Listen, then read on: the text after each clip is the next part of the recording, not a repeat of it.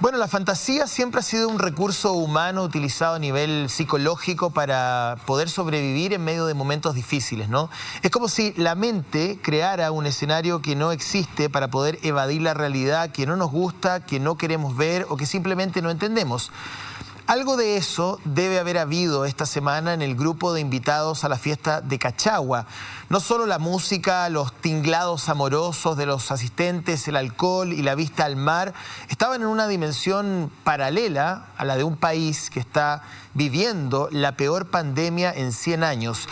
Además, los factores reales de riesgo terminaron con varios de los bailarines playeros dando positivo al COVID después de la fiesta. La caricatura socioeconómica de los audios de WhatsApp de los asistentes que se filtraron, que se difundieron durante la semana, no son solamente una anécdota. A la fiesta costera se sumó una misa clandestina, un matrimonio clandestino en la comuna de Las Condes y quizás en cierto grupo de la población un deseo clandestino de hacer como si nada estuviese pasando, como si los veraneantes de Cachagua, de Zapallar o los asistentes al matrimonio en Las Condes contaran con anticuerpos sociales a este agente viral. Y la verdad es que cuando uno revisa los datos parece que ellos sí tienen inmunidad desde algún punto de vista.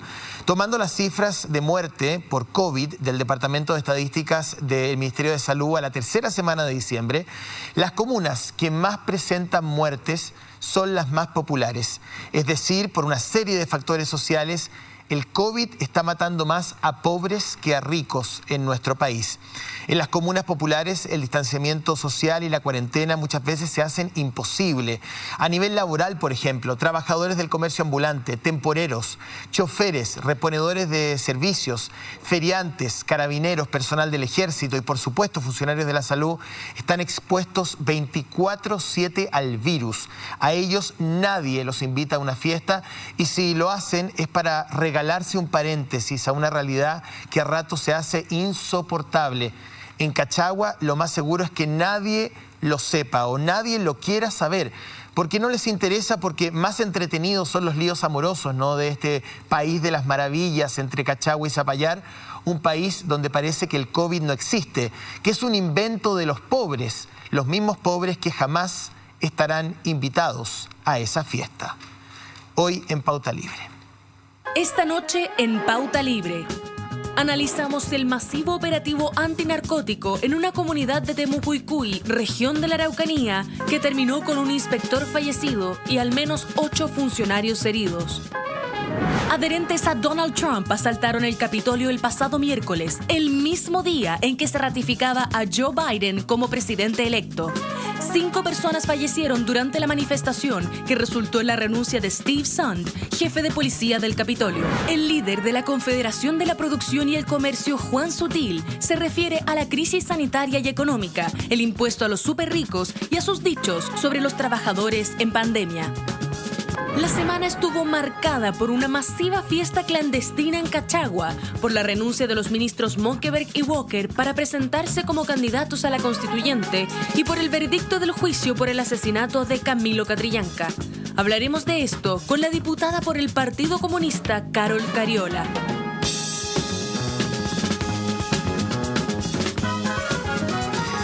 ¿Qué tal? ¿Cómo están ustedes? Muy buenas noches. Bienvenido a Pauta Libre este día domingo 10 de enero. Antes que nada, lo más importante es saludar a mis compañeros de trabajo. Yasna Levín, buenas noches. Hola, buenas noches. Paula Molina, buenas noches. Muy buenas noches, muchísimas gracias por la invitación. Y estamos con Alejandra Matus desde la ciudad de Nueva York. Alejandra, buenas noches. Buenas noches.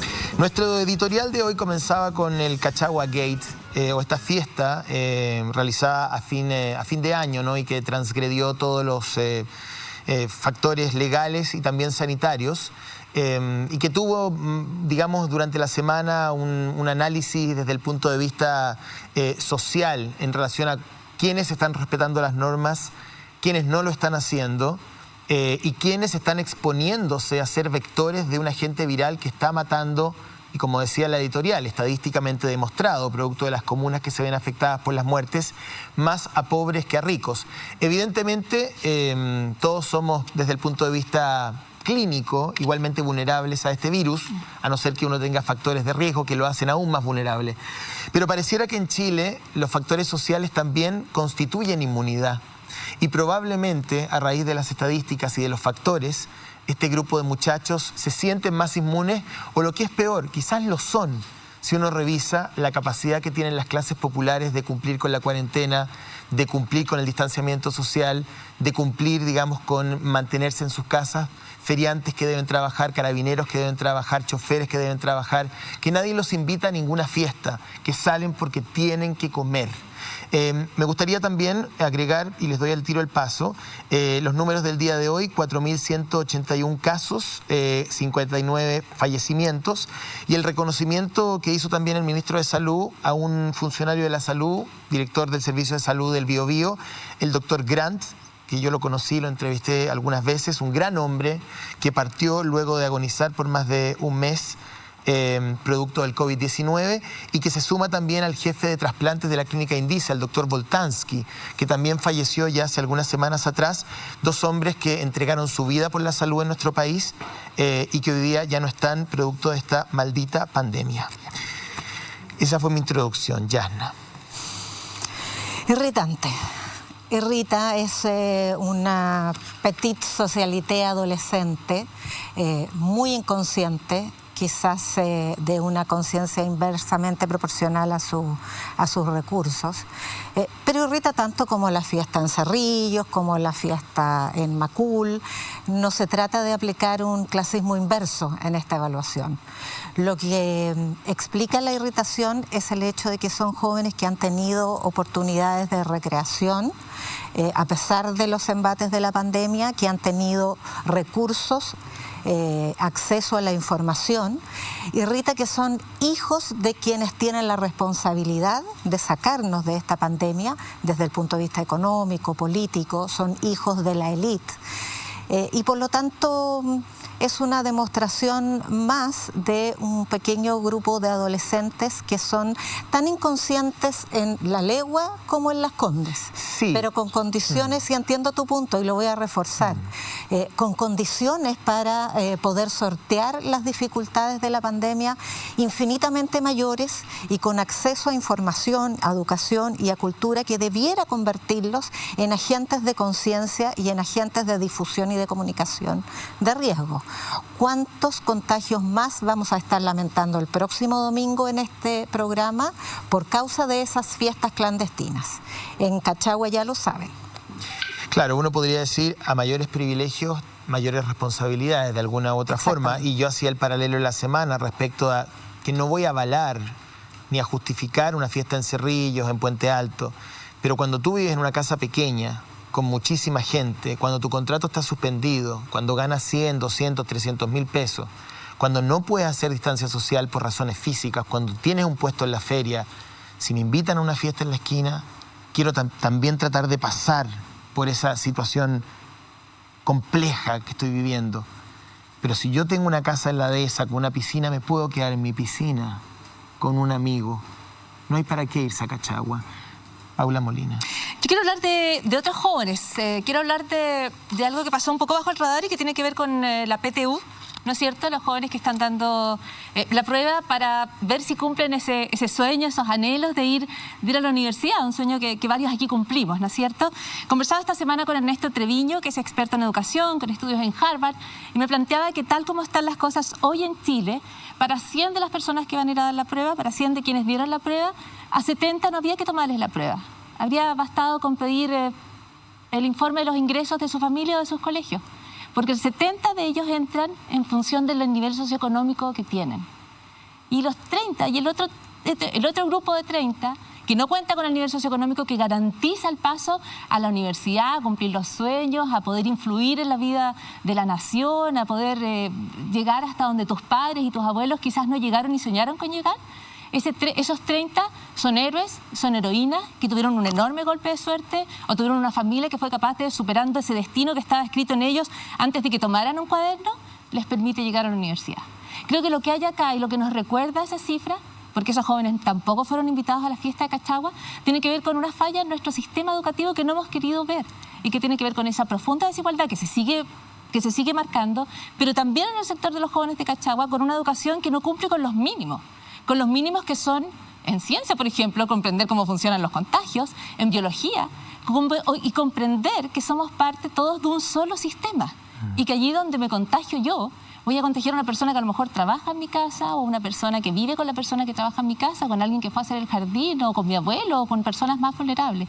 Entonces lo que yo veo es una falla que tiene que ver con todo nuestro sistema, una necesidad de mejorar nuestra educación, una necesidad de convertirnos en una sociedad más justa, más desigual, donde todos comprendamos que el destino de quienes están en la playa y de quienes no pueden ir a la playa porque están trabajando, están unidos y están amarrados. Y para eso necesitamos muchísimo, muchísimo más. Quiero además hacer una cita para La plaga, la peste, de Albert Camus, que es un libro o de Albert Camus, que a lo mejor leyeron en el colegio y que ha estado circulando muchísimo en tiempos de pandemia, donde él describe una plaga en algún momento a mitad del siglo XX. Y uno de los personajes principales dice, algunos creen que para detener una peste, una plaga, una pandemia, se necesita heroísmo. No se necesita heroísmo. Lo único que se necesita, y algunos no lo entenderán, es decencia. Es un poco de decencia. Yo creo que nos ha faltado educación y nos ha faltado decencia para comprender que todos juntos y ninguno por sí mismo se va a salvar o va a lograr que salgamos adelante de esta pandemia. Alejandra Matus. Bueno, tú hablaste de la palabra inmunidad. Yo creo que la palabra es impunidad, porque lo que este sector social siente respecto de sí mismo es que está por encima de la ley y las normas que rigen a todo el resto. A todo el resto no solamente son los pobres, todo el resto son los no ricos, los que no tienen casas en Cachagua, que es como el 99,9% de la población. Y yo creo que por eso causa tanta irritación, porque efectivamente desde el lenguaje que usa la prensa para describir lo que sucede, hasta el trato policial o sanitario es distinto. Y esto se suma a numerosos otros privilegios que incluso algunas autoridades han demostrado. El presidente Piñera en el funeral de su tío, el viaje de Cecilia Morel a Miami y así. Entonces, parece que las normas, los resguardos sanitarios rigen para el 99,9% de la población y no para el resto, para las personas que tienen que pedir permiso para ir a ver a sus familiares y no para los que viajan y pueden viajar sin obtener ningún permiso especial fuera de Chile. Yo creo que esa desigualdad ante la ley es lo que convierte a Chile en una democracia imperfecta, porque la gracia de un sistema democrático real es que todos somos iguales ante la ley, somos todos iguales en dignidad, en derechos y también en deberes. Y esto es una demostración de que eso no es así. Un temazo, sobre todo cuando estamos en una curva al alza. Hoy día leía, digamos, varios reportes que tienen que ver con las recomendaciones que hace el Colegio Médico y las sociedades médicas respecto a una nueva cuarentena total y también la variable económica, ¿no? Ahí está el ministro de Economía con el ministro de Salud tratando de manejar el difícil equilibrio, se describe. Exacto, ¿no? Esa balanza que de alguna u otra manera marca la gestión de la pandemia en esta etapa. No sé si tienen otro tema. ¿No? Desde el inicio sí. Ha sido así. Desde el inicio yo creo que es un equilibrio que se intenta alcanzar o que se buscó en distintos países y en algunos con resultados muy, muy lamentables. O sea, podemos recordar lo de Suecia, donde apuntan a la inmunidad de rebaño con un costo enorme por el cual salen a pedir disculpas las más altas autoridades, desde el rey, entiendo yo. Por lo tanto, yo creo que no hay equilibrio. Lo que tienes que hacer es tomar las medidas de emergencia rápido, apuntar a un compromiso nacional en torno a lo mejor a restricciones más precisas, pero que respetemos entre todos y todas. Sí, pero escuchar un poquito. Yo quiero recordar una cosa, con las imágenes, uno ve que la fiesta es un lugar cerrado y con muchas personas aglomeradas y sin mascarilla, que es lo que los expertos y científicos llaman un evento súper contagiador. Es decir, que la probabilidad de que ese grupo de personas, basta con que haya habido uno con COVID para que se contagien muchos y luego esos que salen de ahí se convierten en súper contagiadores, porque son las condiciones ideales para la propagación del virus, que es un lugar cerrado con poca ventilación y muchas personas. Yo tiendo a pensar, y volviendo al tema de la fiesta de Cachagua, que a mayores privilegios, mayores responsabilidades. Reitero ese punto. Valoro las disculpas de la diputada Jimena Sandón respecto al comportamiento de su hijo. No me gusta que se le llame a esto fiestas privadas. ¿Por qué tenemos que maquillarlo con ese cinismo? Porque si esto ocurriera en Maipú, es una fiesta clandestina. O sea, por mucho menos anduvieron correteando a toda la gente del espacio Broadway. ¿Por qué? Porque era la Ruta 68, ¿no es cierto? Entonces, la verdad es que aquí hay desde la base una situación que molesta, que inquieta y que además nos deja... Y quiero repetir la estadística, y de verdad yo creo que este es el centro de la discusión, o parte del centro de la discusión. La estadística dice, y estos son números, no es un prejuicio socioeconómico, ni un sesgo, ni un resentimiento de clase. La estadística demuestra que el COVID en Chile mata más a pobres que a ricos. Es así, o sea, es así.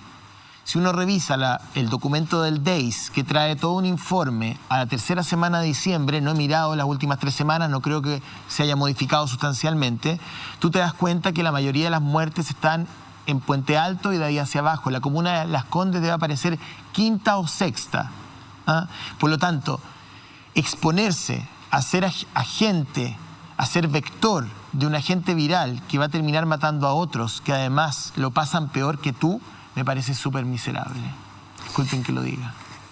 Yo quisiera hablar de otra miseria y de otro atentado muy mortífero, y es el que se vivió en Estados Unidos, con este ataque a la democracia. No quiero profundizar más en los aspectos internos de la política norteamericana, porque además espero que la Alejandra nos dé mucha información al respecto. Pero está claro que Donald Trump no fue ese multimillonario excéntrico, extravagante, que se prestaba para humoradas.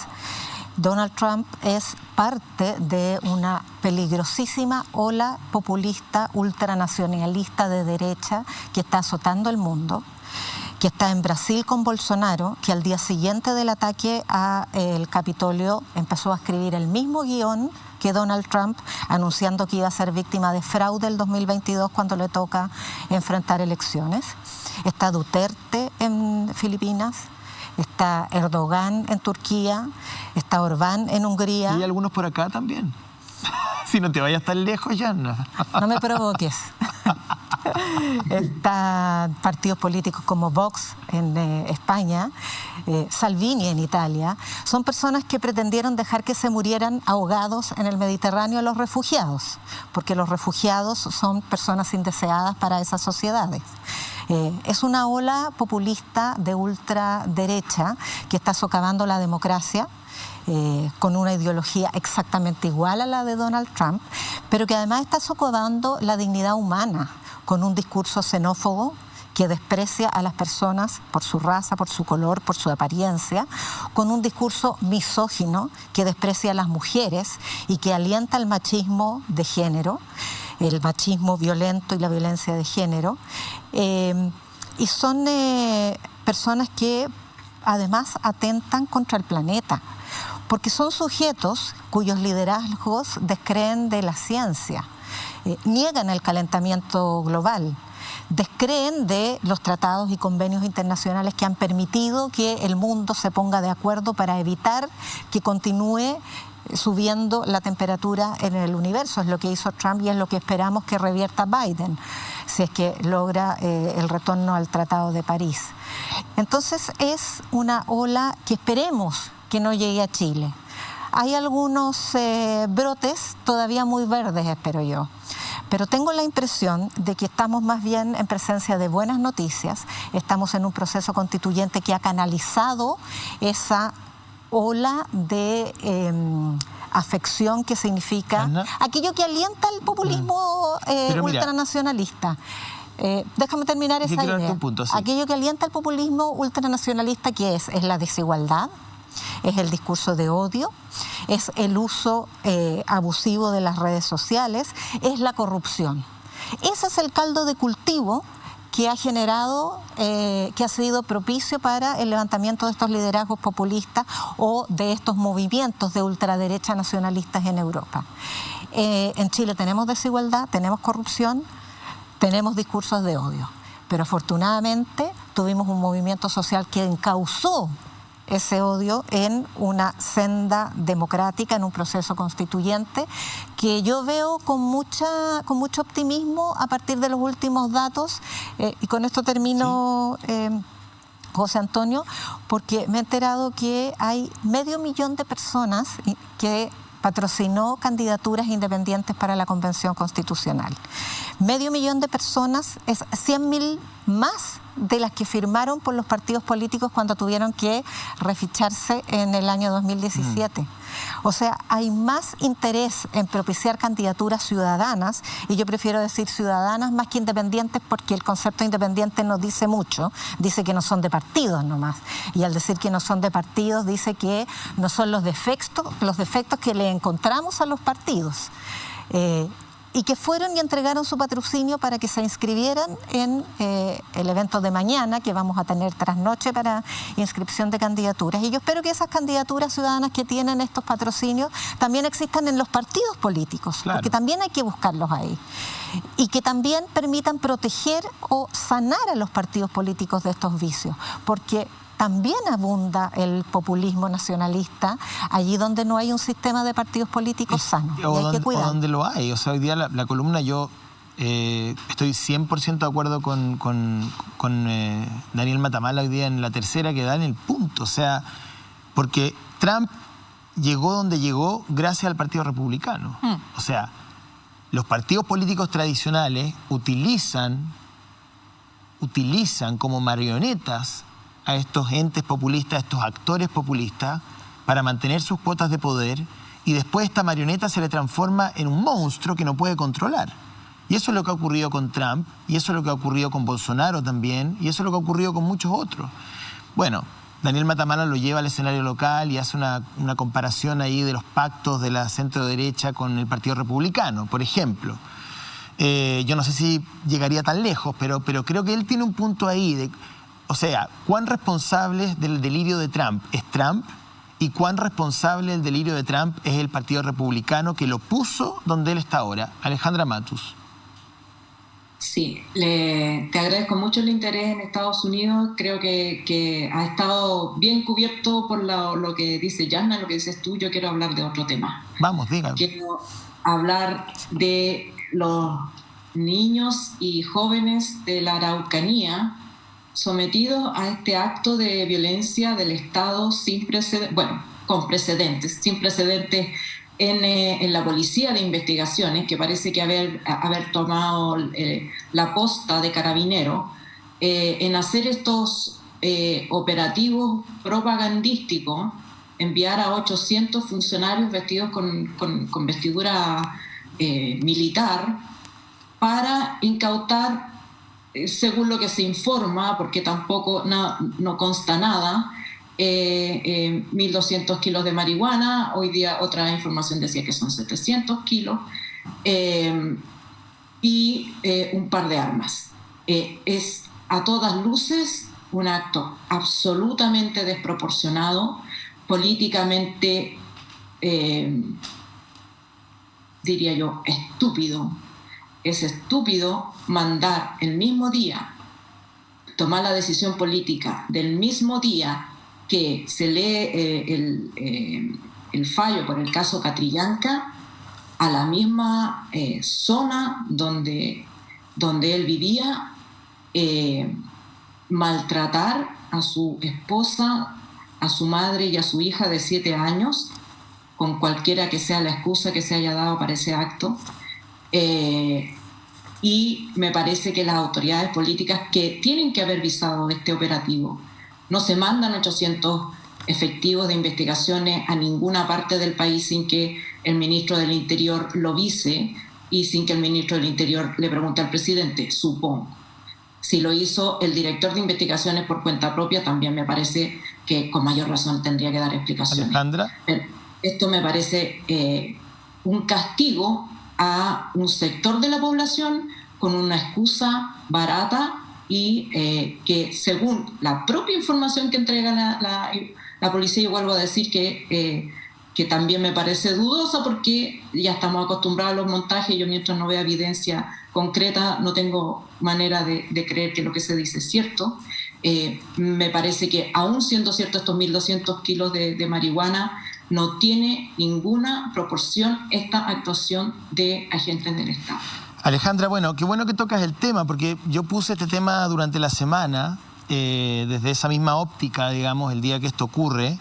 Primero, lamentar el fallecimiento, por supuesto, de este funcionario de la Policía de Investigaciones y también del agricultor, que muere en otro escenario, pero bueno, fue durante la misma jornada. Pero en un debate en el programa Hola Chile, hace 2 o 3 días atrás, puse precisamente desde la misma óptica que tú pones este punto sobre la mesa. Es decir, es un operativo tremendamente imprudente, absolutamente desproporcionado si uno revisa los operativos antidroga de cuántos funcionarios se utilizan para decomisar cierta cantidad de droga, el momento en que se escoge, porque es precisamente cuando se conoce la sentencia de homicidio simple contra el carabinero que mató a Camilo Catrillanca en la misma comunidad donde se produjo la persecución, digamos, que terminó con la muerte de este muchacho sobre el tractor. Por lo tanto, yo dije, y es lo que digo acá, pese a que he sido humillado en redes sociales durante toda la semana, humillación que la verdad yo desde mi convicción periodística no me afectan, porque soy periodista, más allá de lo que diga un precandidato como el señor Castro, gente que te diga que miserable, que payaso, da lo mismo. Yo tomé el teléfono, llamé a la familia de este funcionario caído, les di mi pésame, reporté, conversé con ellos, y ellos tienen una mirada bastante parecida, de que efectivamente hay un operativo que al menos es muy curioso. Respecto de los montajes, que fue la palabra que se generó en la semana, tanto ruido, porque yo la mencioné y ahora tú la dices también, Alejandra, así que no me siento tan solo. Yo no puedo decir y nadie podría afirmar que la muerte de este funcionario de la Policía de Investigación es un montaje. Eso sería una pelotudez gigantesca. Evidentemente, él falleció en un acto de servicio. Pero a la luz de la historia... las circunstancias, no sabemos quién disparó el arma, no tenemos información fidedigna respecto de lo que allí sucedió. Solo conocemos las versiones policiales que, dada la trayectoria que han tenido las instituciones policiales en el último tiempo, lo menos que uno pide es otra fuente.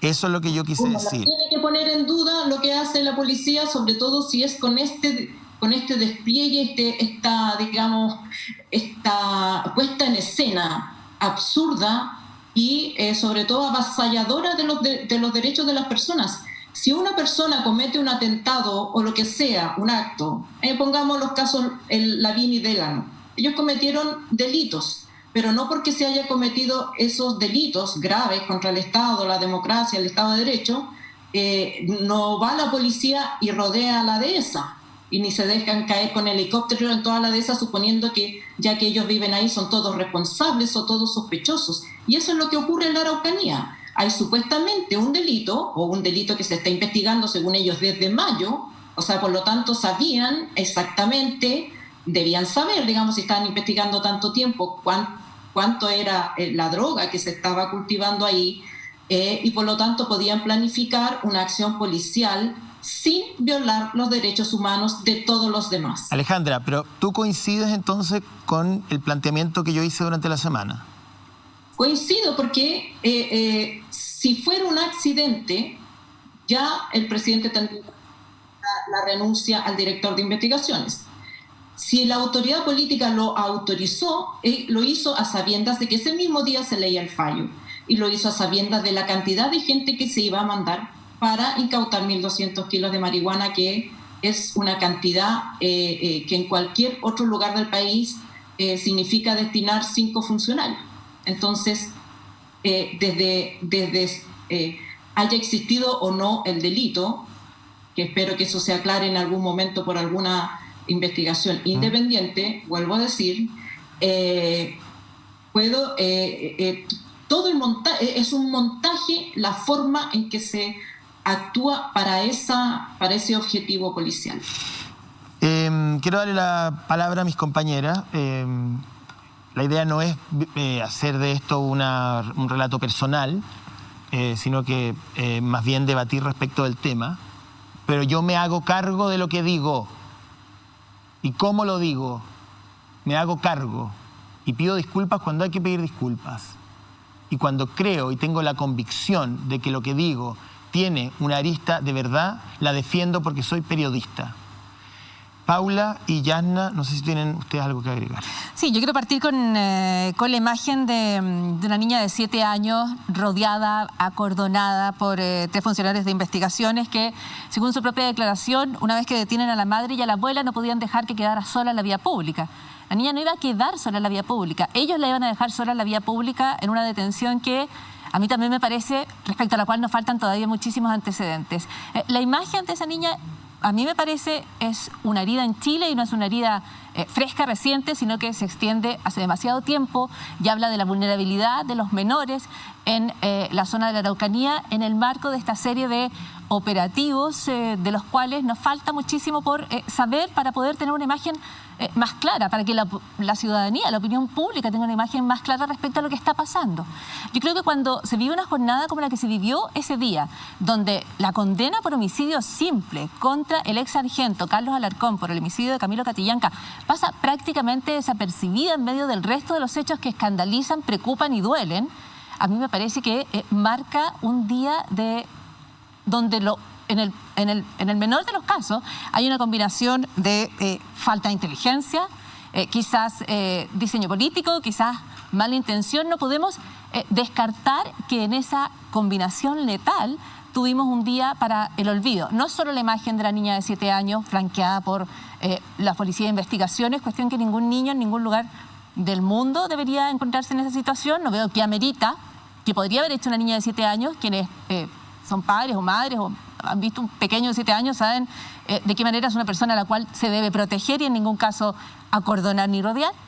Luego está el hecho de este operativo que deja un policía de investigaciones fallecido en medio de muchísimas dudas respecto a lo que allí estaba ocurriendo y dudas que quedan además volando y sembrando las peores sospechas o justificadas sospechas respecto a qué pasó exactamente en ese lugar, y un agricultor fallecido. Lo que sea que se esté haciendo en la Araucanía, ya sea falta de inteligencia, descoordinación, mala intención, diseño político, lo que sea que se está haciendo en la Araucanía, hay una cuestión que todos y todas tenemos súper claro: se está haciendo mal.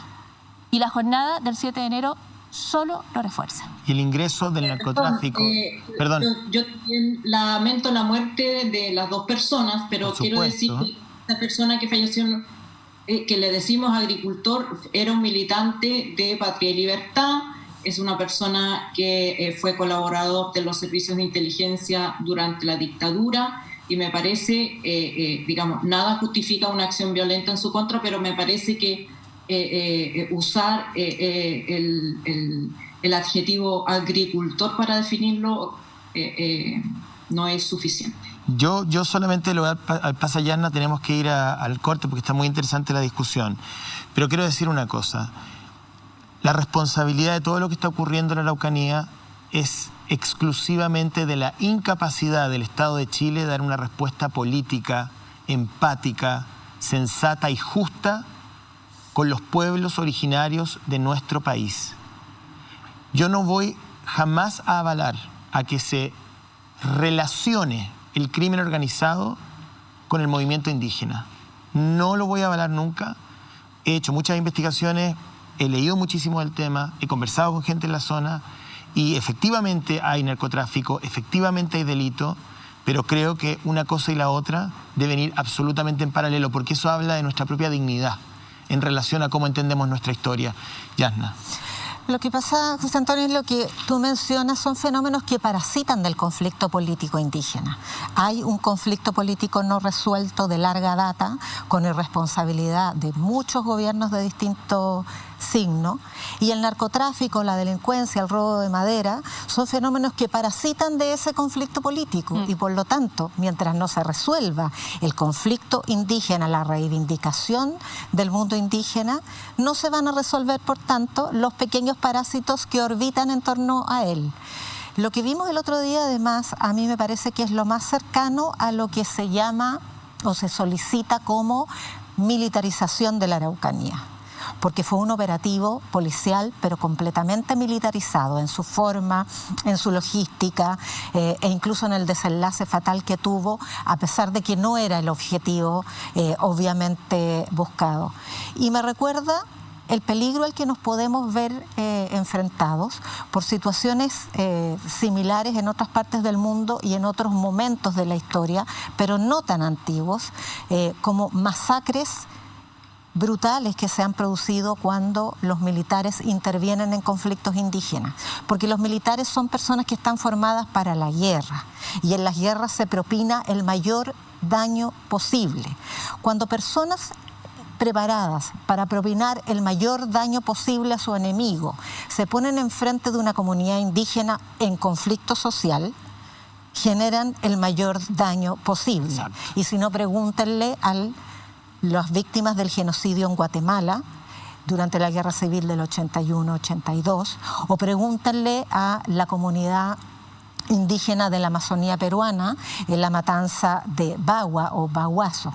Esas son las cosas que pasan cuando ponemos a los militares a hacer el mayor daño posible, que es lo que deben hacer y para lo cual profesionalmente están preparados, pero frente a enemigos igualmente armados, no frente a una comunidad indígena en conflicto social.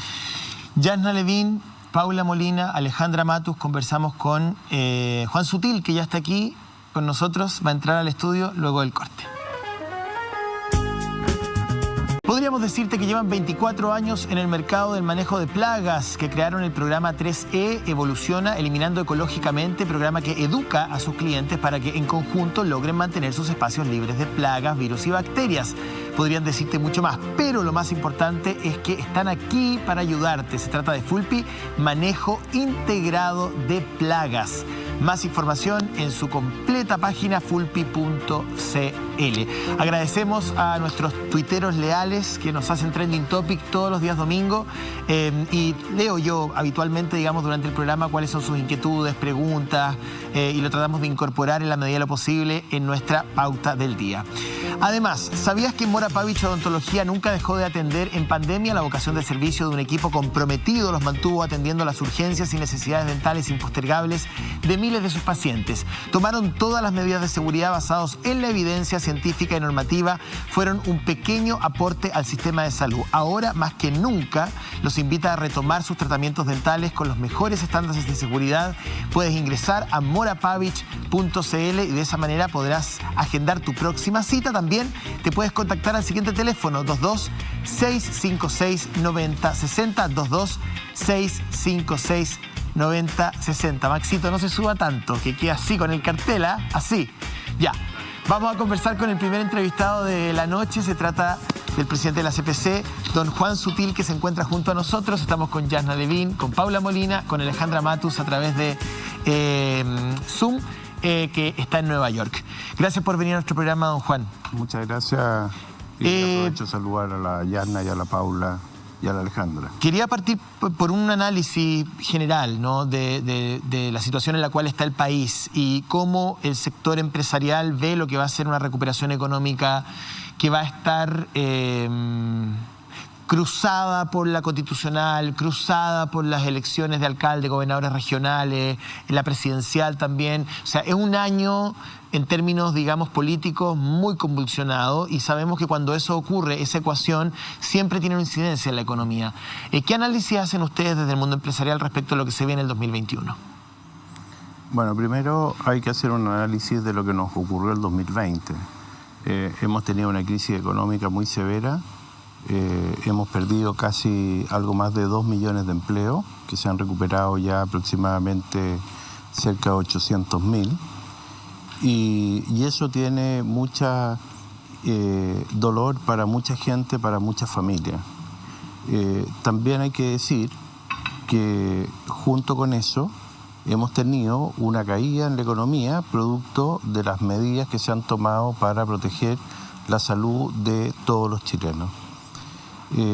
Eso hace que la economía en su conjunto, este año esperemos una caída cercana al 6%.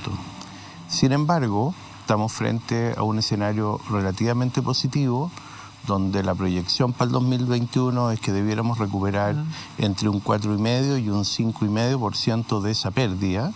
En el neto prácticamente estaríamos recuperando la posición si logramos ese objetivo, y eso es fruto de el mayor crecimiento que hay en China y el mayor crecimiento que hay en Estados Unidos, que son nuestros dos principales socios comerciales.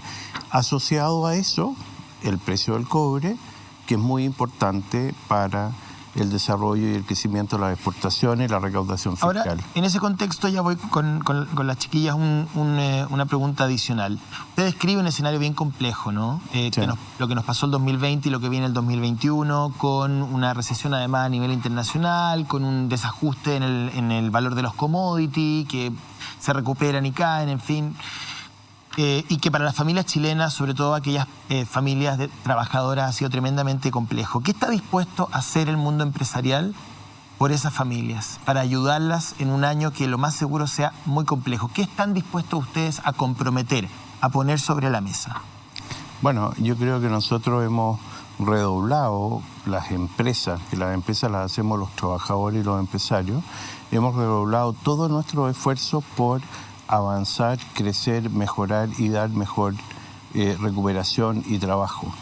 Desde ese punto de vista, nosotros las empresas tenemos un desafío importante, moral, ético, de seguir avanzando en lograr esos objetivos, e incluso más, en usar todas nuestras reservas para poder colaborar y contribuir a una mejor economía y mejores empleos. Y desde ese punto de vista, cuando tú, José Antonio, analizas las diferentes áreas de desarrollo del país y ves que sectores como la agroindustria han podido seguir funcionando con mucha actividad, la pesca, la industria forestal, la minería, los alimentos, la manufactura, va demostrando la importancia que es el sector formal de la economía. Y uno también pero exponiendo a los trabajadores al virus. No, porque, espérame un segundo, cuando tú analizas los protocolos, cuando tú analizas los resultados de las encuestas en las empresas, muchas veces encuentras que los propios trabajadores o colaboradoras o colaboradores, ellos mismos se sienten mucho más seguros dentro de las propias compañías. Yo he recorrido el país, he recorrido muchas empresas y te lo puedo decir de acuerdo a la percepción que yo tengo. Y desde ese punto de vista se ha dado muestras de seriedad de que es posible. Lo otro que es muy complejo es que hay una economía informal, que en el caso de Chile es del orden del 30 y algo %. Hay cifras oficiales que hablan de algo más de 30, algunas llegan hasta el 35%, y esa economía informal es la que más ha sufrido en esta pandemia, como es la gente que trabaja en las ferias, los feriantes, los comerciantes, etcétera, etcétera. Sutil, perdón, ya que habla de la agroindustria, muy buenas noches, habla de la formalidad y la informalidad. Usted ha planteado varias veces que existen personas que no quieren en el sector agrícola o agroindustria trabajar formalmente porque no quieren perder los beneficios que estarían obteniendo a través de las ayudas económicas por la pandemia. Como lo ha planteado ya un par de veces, me gustaría preguntarle de qué orden son los salarios, las remuneraciones que pueden recibir esas personas si prefieren continuar con las ayudas del Estado, que no son muy grandes en el caso de Chile tampoco. Así que quizás nos puede dar números que nos permitan entender por qué una persona preferiría mantenerse en la informalidad o no trabajar, como usted ha dicho. Bueno, depende del momento y del área, pero hoy día en una buena cosecha, un buen colaborador o un buen cosechero, por ejemplo la cereza, puede perfectamente ganar un sueldo superior a 500, 600 mil pesos, e incluso hay algunos que superan el 1.000.000 de pesos por mes.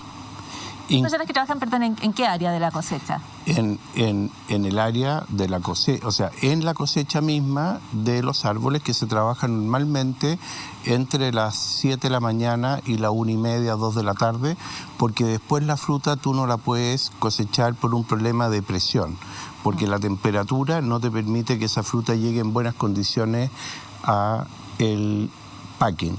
Y pudiendo ganar $1 millón de pesos, esas personas les dicen: yo prefiero no trabajar y seguir recibiendo las ayudas del Estado. Hay también otros casos de operarias que están dentro de una instalación que puede llegar a ganar 500.000 pesos, 480.000 pesos, dependiendo de los bonos productivos y los trabajos que cada una elabore, desde una base. Pero yo te diría que en general lo que uno tiene que tener más o menos claro es la siguiente cifra, Paula.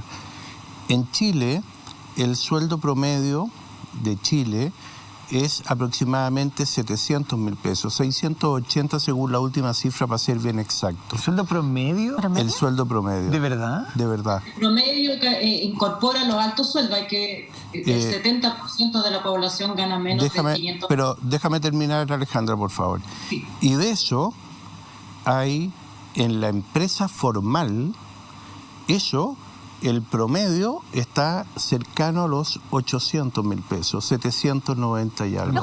Para no enredarnos con las cifras. Está bien, es que te lo quiero dar. Y en la informalidad, que yo lamento que sea así, es del orden de 400.000 pesos. Entonces, cuando tú lo llevas eso al sector agroindustrial que tú me estás preguntando, en estos periodos y en estas épocas, los sueldos son muchísimo más altos. Juan, perdón, ¿qué vendedor en el retail, que es empresa formal, gana 800.000 pesos? Sí, cuando uno podría conversar con cualquier trabajador del retail, que además trabaja de sol a sol y gana un poquito más que el mínimo. Se lo digo porque conozco a muchos. Bueno, puede ser que tú lo digas, pero yo te estoy hablando de las cifras oficiales que indica el INE y que son absolutamente públicas. Yo creo que el promedio, como usted sabe, como nos enseñó Nicanor Parra, puede ser engañoso, ¿no es cierto? Porque cuenta a los que comen mucho y los que comen poco y saca un promedio, y allí se cuenta gente que recibe muy poco, casi nada, y gente que recibe muchísimo.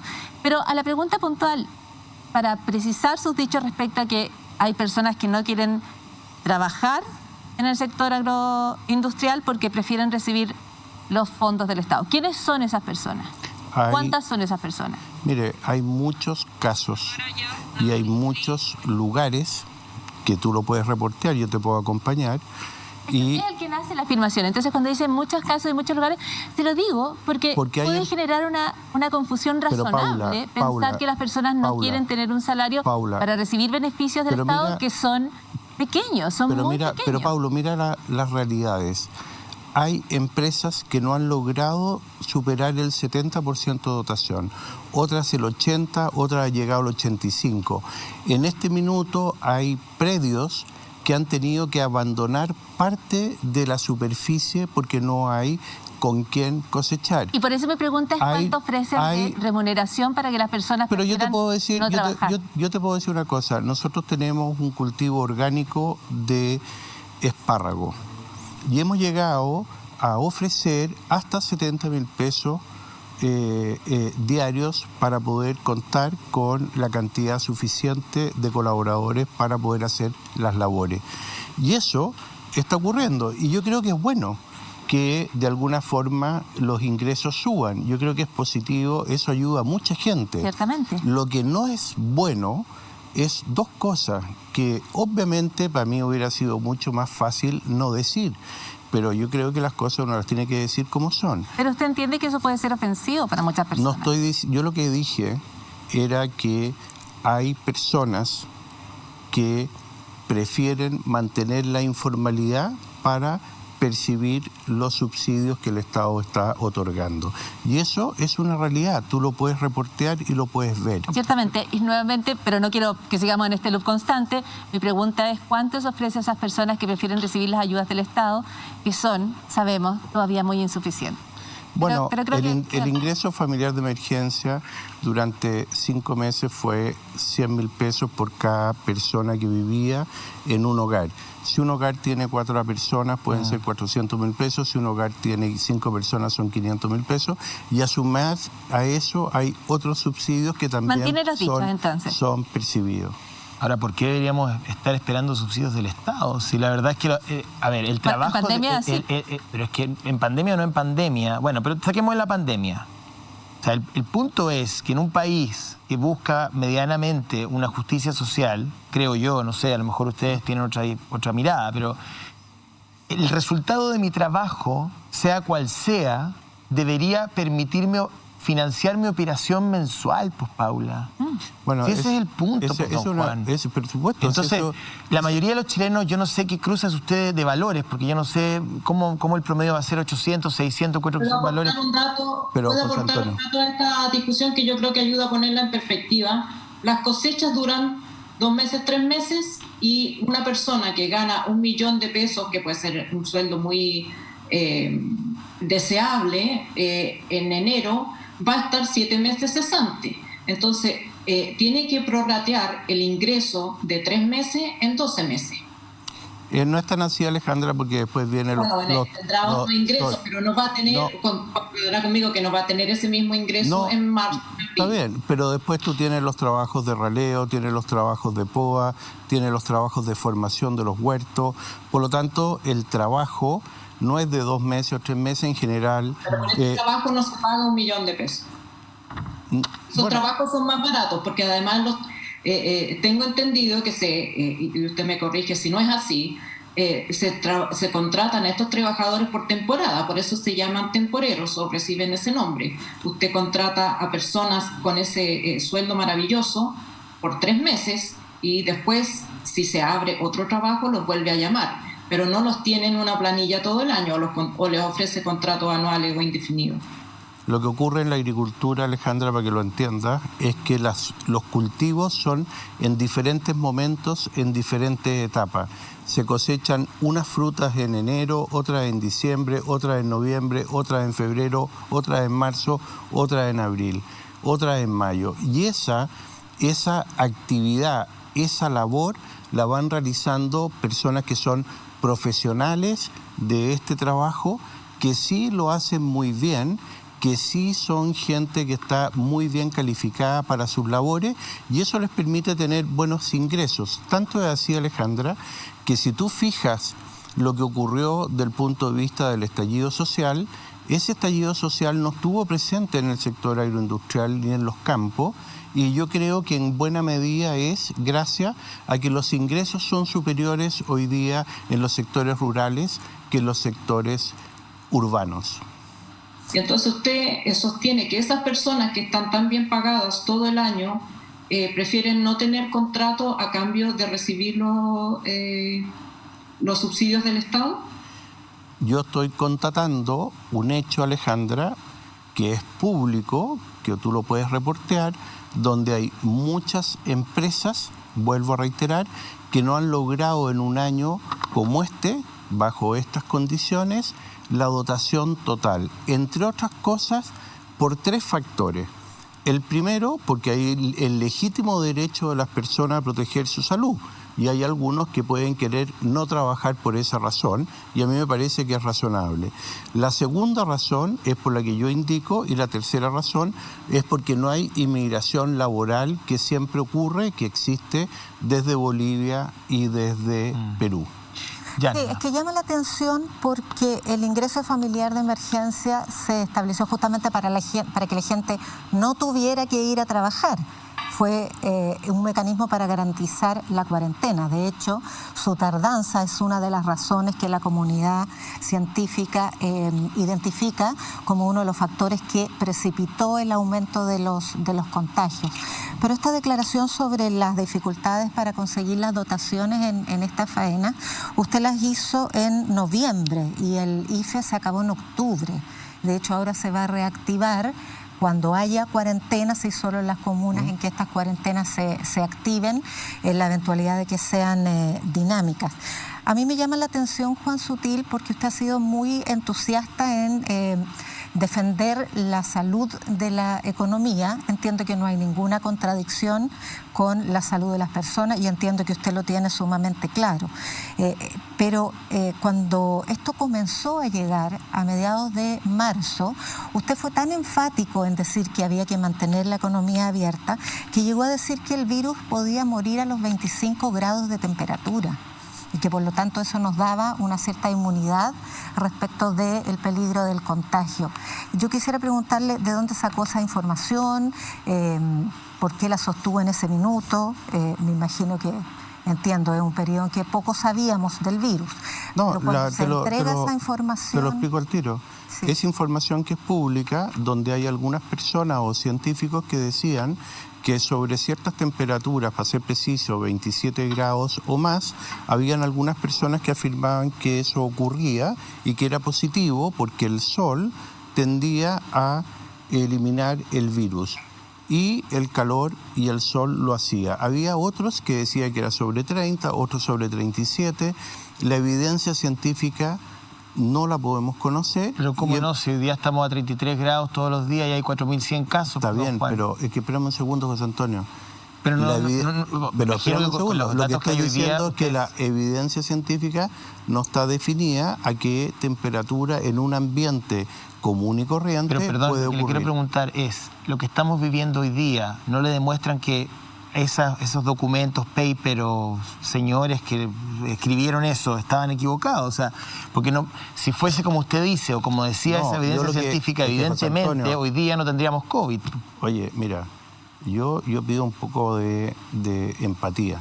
Yo lo que estoy diciendo es que yo cité una información y la contesté en un programa de televisión igual que este.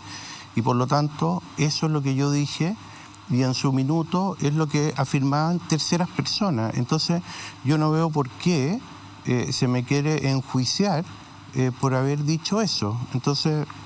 No, ningún juicio. No lo digo por ti, lo digo por José Antonio, por la forma en que José Antonio se me tiró encima. No, a ver, perdón, quiero hacer una aclaración ahí. Estamos conversando, don Juan, está bien, es una conversación. Entonces, cuando usted dice, mira, hay cierta evidencia, yo estoy simplemente siguiendo una cuota de lógica. Yo le estoy dando la explicación a la Yarna. Por eso, pero... Y tú te cruzaste en una forma que me pareció un poco empática, don Juan, por decirlo así. Es simplemente un tema de sentido común. O sea, si usted dice que efectivamente hizo esa afirmación producto de información científica que había en ese momento, yo le creo. A lo mejor muchos de nosotros creímos cosas que hoy día no son así desde el punto de vista científico, pero a la luz de lo que estamos viviendo, evidentemente esa información no es real. No, por eso que te estoy diciendo, yo te lo dije al principio, claro. La evidencia científica incluso todavía tampoco está definida, entonces esa es la realidad hoy. Hoy hemos pasado prácticamente 9 meses, ya 10 meses, a lo menos acá, y casi un año desde que esto se desató, y todavía se está construyendo evidencia, todavía se está construyendo una mejor manera de enfrentarlo y tratarlo. Sí, es que hay un punto sobre la responsabilidad, porque esa información pudo haber sido falsa, en fin, de todas maneras era falsa, pero pudo usted haber sido víctima de una mala información. El problema es que el entusiasmo por mantener una economía sana y vigorosa, que es un acto de mucha responsabilidad también, lo llevó a firmar protocolos para apoyar el retorno seguro en la nueva normalidad. Y pocas semanas después pasamos a ser el 6º país del mundo con más fallecidos por 100.000 habitantes e incluso el primero del mundo con más contagiados, producto de ese tipo de errores y de ese tipo de situaciones. Pero ya nada, yo tengo la evidencia, acá te la puedo mostrar. Chile está dentro de los países que tiene menor número de muertes y está dentro de los rangos aceptables, si lo puedes decir así, a nivel promedio mundial. Lo que ocurrió con esta situación es que el sector productivo, del cual yo represento obviamente, logró demostrar que con buenos protocolos, con una preocupación por la salud de los trabajadores y trabajadoras, por hacer bien las cosas, aquellas empresas esenciales lograron permitir mantener la alimentación y la cadena productiva. Las empresas que se dedican a cumplir también los compromisos con los mercados internacionales en materia de alimentación también lo pudieron hacer. La minería también pudo trabajar. La construcción pública fue declarada esencial y también lo pudo hacer, y eso fue fruto de las buenas prácticas, de los buenos protocolos, de la participación de las mutuales, Sí, de la participación pública-privada al respecto. Comprendo, y pero hay 22.000 finalmente personas muertas, fruto también de la participación público-privada en acelerar el proceso de desconfinamiento. Mire, yo creo, honestamente, Yanna, que las cosas respecto a los protocolos de las empresas y del sector declarado esencial fueron adecuados, correctos, y Chile pudo demostrar, las empresas y los propios trabajadores, que los protocolos fueron protegiendo la salud de las personas. Esa es mi impresión y esa es mi experiencia, y creo que Chile logró ese objetivo. Y pienso que dentro de la responsabilidad con que se actuó, los resultados hoy día, a la vista de lo que está ocurriendo, son aceptables dentro de igual el drama que significa estar en una crisis como esta, el dolor que significa para muchas personas que han fallecido o que tienen una familiar o un amigo o alguien cercano que haya fallecido, pero sin embargo el resultado en general yo diría que es satisfactorio, por ponerlo de una forma así. Alejandra, ¿vas Sí. tú ahora? No, perdón, ¿vamos con Alejandra o vamos a corte comercial? Sí. Vamos con la Ale, ya, Ale. Yo le quiero hacer una pregunta de política más global.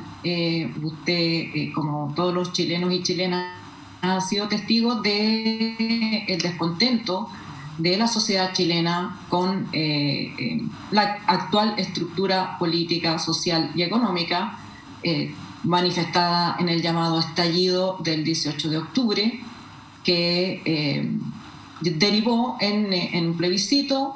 Estamos a punto de elegir en los próximos meses una convención constitucional.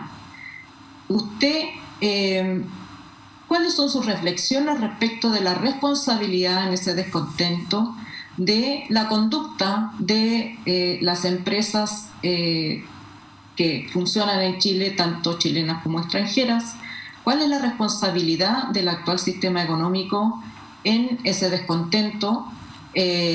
Los salarios en Chile, si bien usted saca un promedio, el 70% de los chilenos y chilenas gana menos de 500.000 pesos.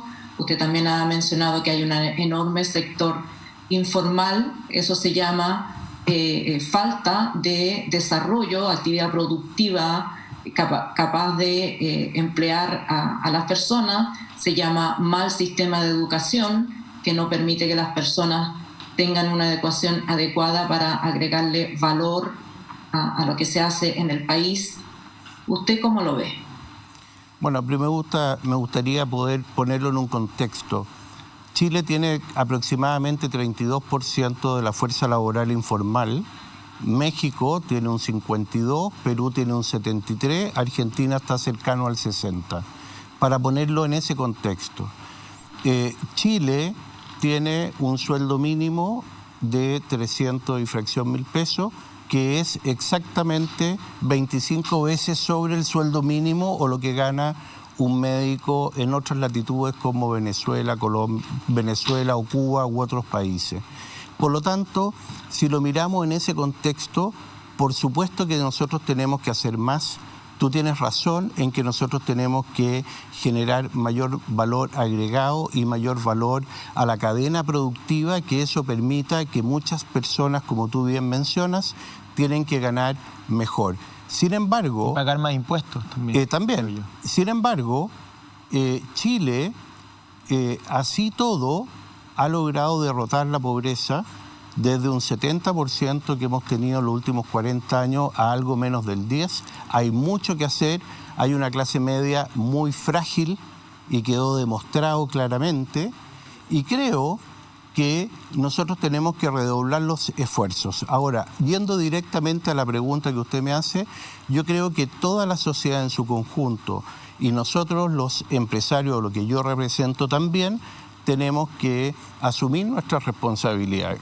Y la primera responsabilidad que tiene nosotros como ciudadanos es haber elegido a nuestras autoridades, que muchas de ellas, incluyendo, teniendo información, sugerencias de organismos internacionales como el Banco Mundial, el Fondo Monetario o la OCDE, que nos dijeron que había que hacer reformas a las pensiones hace ya más de una década, en que nos dijeron que había que hacer mejores reformas a la educación, mejor reforma a la salud, y no están hechas.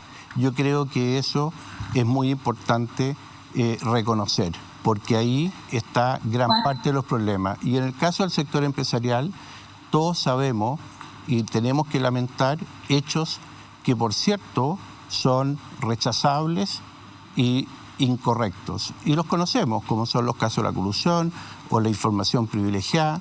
Y eso, Alejandra, felizmente el año 2016, el 2017 y hoy día se está de alguna forma generando legislación que permita rigidizar y castigar mejor esos hechos, especialmente para que no vuelvan a ocurrir cosas que ocurrieron hace 15 años o más, que por supuesto todos condenamos. Sí. Juan, qué bueno que citan los organismos internacionales. Hay otro organismo internacional, la Organización Internacional del Trabajo, la OIT, que recomienda que para que la herramienta más eficiente para subir los sueldos es permitir la organización laboral. Y así como los empresarios tienen esta confederación que usted preside, donde hay distintos empresarios de distintas ramas y plantean sus intereses, eligen sus representantes, van al Congreso a expresar sus puntos de vista o a la televisión, como ocurre en este minuto. ¿Usted estaría de acuerdo con que los trabajadores pudieran organizarse interempresa, tener confederaciones fuertes que pudieran negociar colectivamente sus derechos ante la empresa? Bueno, nosotros trabajamos con las confederaciones sindicales, estamos trabajando en aquello. ¿Tienen derecho a negociación ramal? Estamos trabajando con ellos, trabajamos con la Confederación de Trabajadores de Chile, la UNT, y también con la CUT, con algunos miembros de la CUT, y estamos trabajando precisamente en entender cuáles son aquellas cosas positivas de las negociaciones en España, en Alemania, en Australia, y estamos en un trabajo, lo estamos haciendo con dirigentes sindicales, muchos de ellos muy importantes, de muchos sectores productivos, y por supuesto hoy día ante el cambio constitucional que se nos viene en la Convención, yo creo que estos temas van a estar ahí. ¿Por qué? Porque la Constitución va a dejar probablemente situaciones habilitantes para avanzar en estas materias. Don Juan, ¿Me permite la última pregunta respecto del tratado transpacífico, el TPP, que el gobierno ha intentado acelerar? ¿Usted está de acuerdo con ese tratado? ¿No le parece que viola la soberanía nacional? Y que pone en riesgo una serie de sectores vinculados al mundo ambiental y otros. Mire, yo estoy de acuerdo con el TPP-11 y creo que es importante firmarlo por el acceso que nos da a los mercados como Japón, Indonesia y otros. Y creo que también es muy importante mirarlo al detalle, porque hay muchas cosas que se dicen negativas del tratado que no son tal. Y yo creo que eso es muy importante decirlo. De hecho, este es un tratado que nace fruto del esfuerzo del canciller Heraldo Muñoz y el empuje de la presidenta Bachelet. Y es un tratado que, a mi juicio, es bueno para Chile y es bueno para los intereses del desarrollo futuro de Chile y de esos mercados. No hay que olvidarse también que parte del éxito del desarrollo de Chile pensando en que en la década del 90 solo cerca del 20% del Producto Interno Bruto dependía de las exportaciones y hoy día cerca del 60%, eso fue fruto de una política abierta de tratados internacionales. Tenemos 64 tratados que nos permite estar en el 87% del mercado mundial. Nos quedan, don Juan, nos quedan 2 preguntas cortitas porque tenemos que ir a la pausa. Yasna sí, yo y quisiera volver a la situación dramática de las personas más carenciadas, los trabajadores, quienes no tienen trabajo, que siguen siendo más de 1 millón de chilenos. Desde el punto de vista de la política pública para enfrentar esa situación, usted ha sido bastante conceptuoso con la gestión del gobierno. La OCDE ha informado que el gasto social en pandemia para la protección social de las personas vulneradas por esta epidemia ha sido en un 20% del PIB en los países más prósperos, de un 15% en los países del nivel de Chile. Sin embargo, el gasto social de Chile en pandemia equivale a un 15% del PIB. ¿A usted le parece que eso es correcto y sigue manteniendo una buena valoración de la gestión económica del gobierno en esta materia? A ver, yo creo que todos los esfuerzos, Yasna, hay que hacerlo, porque quien más sufre es la persona más vulnerable.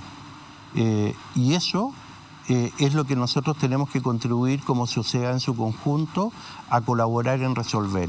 Y desde ese punto de vista, por cierto, que si llegáramos a tener nuevamente una situación crítica como que la tuvimos o la que tiene Europa, yo creo que nosotros tenemos que replantearnos cómo ayudar a esas personas y a esas familias. ¿El pago de impuestos está considerado entre esos esfuerzos? Yo creo que nosotros, no solo eso, tenemos que mirar 2 cosas. Los impuestos, que por cierto el sector empresarial puede hacer un esfuerzo, pero también tenemos que mirar los programas y tenemos que mirar el Estado. El Estado hoy día... Estamos hablando con un empresario, por eso le quiero preguntar es que es muy importante cuando usted le pide no solo al empresario, sino que a la empresa, que somos todos, incluyéndolo a usted, porque también tiene que pagar más impuestos, que el Estado haga un trabajo correcto y que el Estado no tenga captura, que el Estado no tenga malos programas. Eso se lo preguntamos al ministro de Hacienda, pero usted está dispuesto a que haya un impuesto a la riqueza, un impuesto al patrimonio, un impuesto a los súper ricos, como lo ha sugerido hace 2 días Sebastián Edwards, que no es el propio FMI. Chile tiene ya impuestos porque tiene las contribuciones. Estamos hablando Esperemos un segundo, tiene el impuesto de las patentes comerciales de las empresas. Pero, don Juan, estamos hablando de los grandes patrimonios. Esperemos un segundo. Sí. Y en los impuestos, yo creo que es más eficiente mirar los flujos que los patrimonios. En todos los países de la OCDE, salvo 3 de todos, de 19 que llegaron a tener, en esos países fueron retirando el impuesto al patrimonio porque es muy difícil de recaudar, es muy difícil de calcular y finalmente no es eficiente. Y yo creo que nosotros tenemos la obligación de tener impuestos que sean eficientes en la forma de recaudar. ¿Qué impuesto está dispuesto a subir usted? Bueno, yo creo que en materia de impuestos, nosotros tenemos el 27% del impuesto a la empresa. Hay países que tienen menos. De hecho, en el promedio de la OCDE estamos un poco alto, pero hay países que lo tienen algo más alto. Y también yo creo que el impuesto a las personas, Chile debiera empezar a aplicar el mayor impuesto también a las personas y especialmente a los que más ganan, sin duda. Perdón, no sé, se dejan de percibir 9.300 millones de dólares en exenciones tributarias. Bueno, las exenciones tributarias yo estoy de acuerdo con que hay que eliminarlas en gran parte las que correspondan. Y esas excepciones tributarias, felizmente, y así lo discutí con el ministro de Hacienda, hay un informe del Fondo Monetario, si no me mal recuerdo, Sí. y de la OCDE, Sí. y en ese informe hay ciertas recomendaciones que, a juicio del ministro, que yo lo comparto, deberíamos implementar. O sea, abierto a subir impuestos y abierto a contener las exenciones tributarias y esa fuga de 9.000 millones de dólares. Pero sí es importante, Paula, que el Estado también haga lo que le corresponde. ¿Qué le corresponde?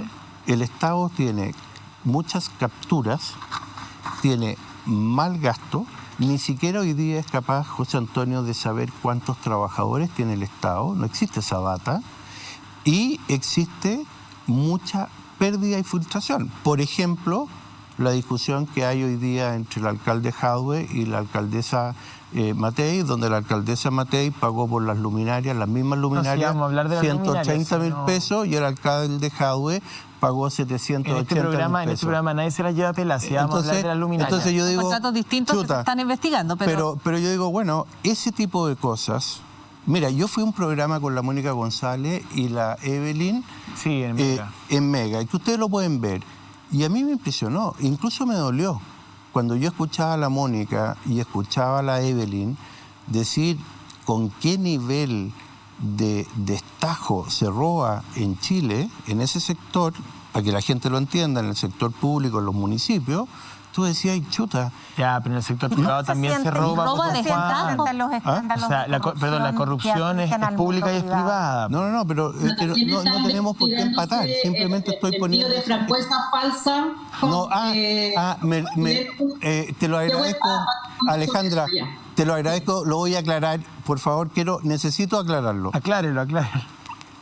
Empresa Sutil compró una empresa que se llama Frutícola Olmué.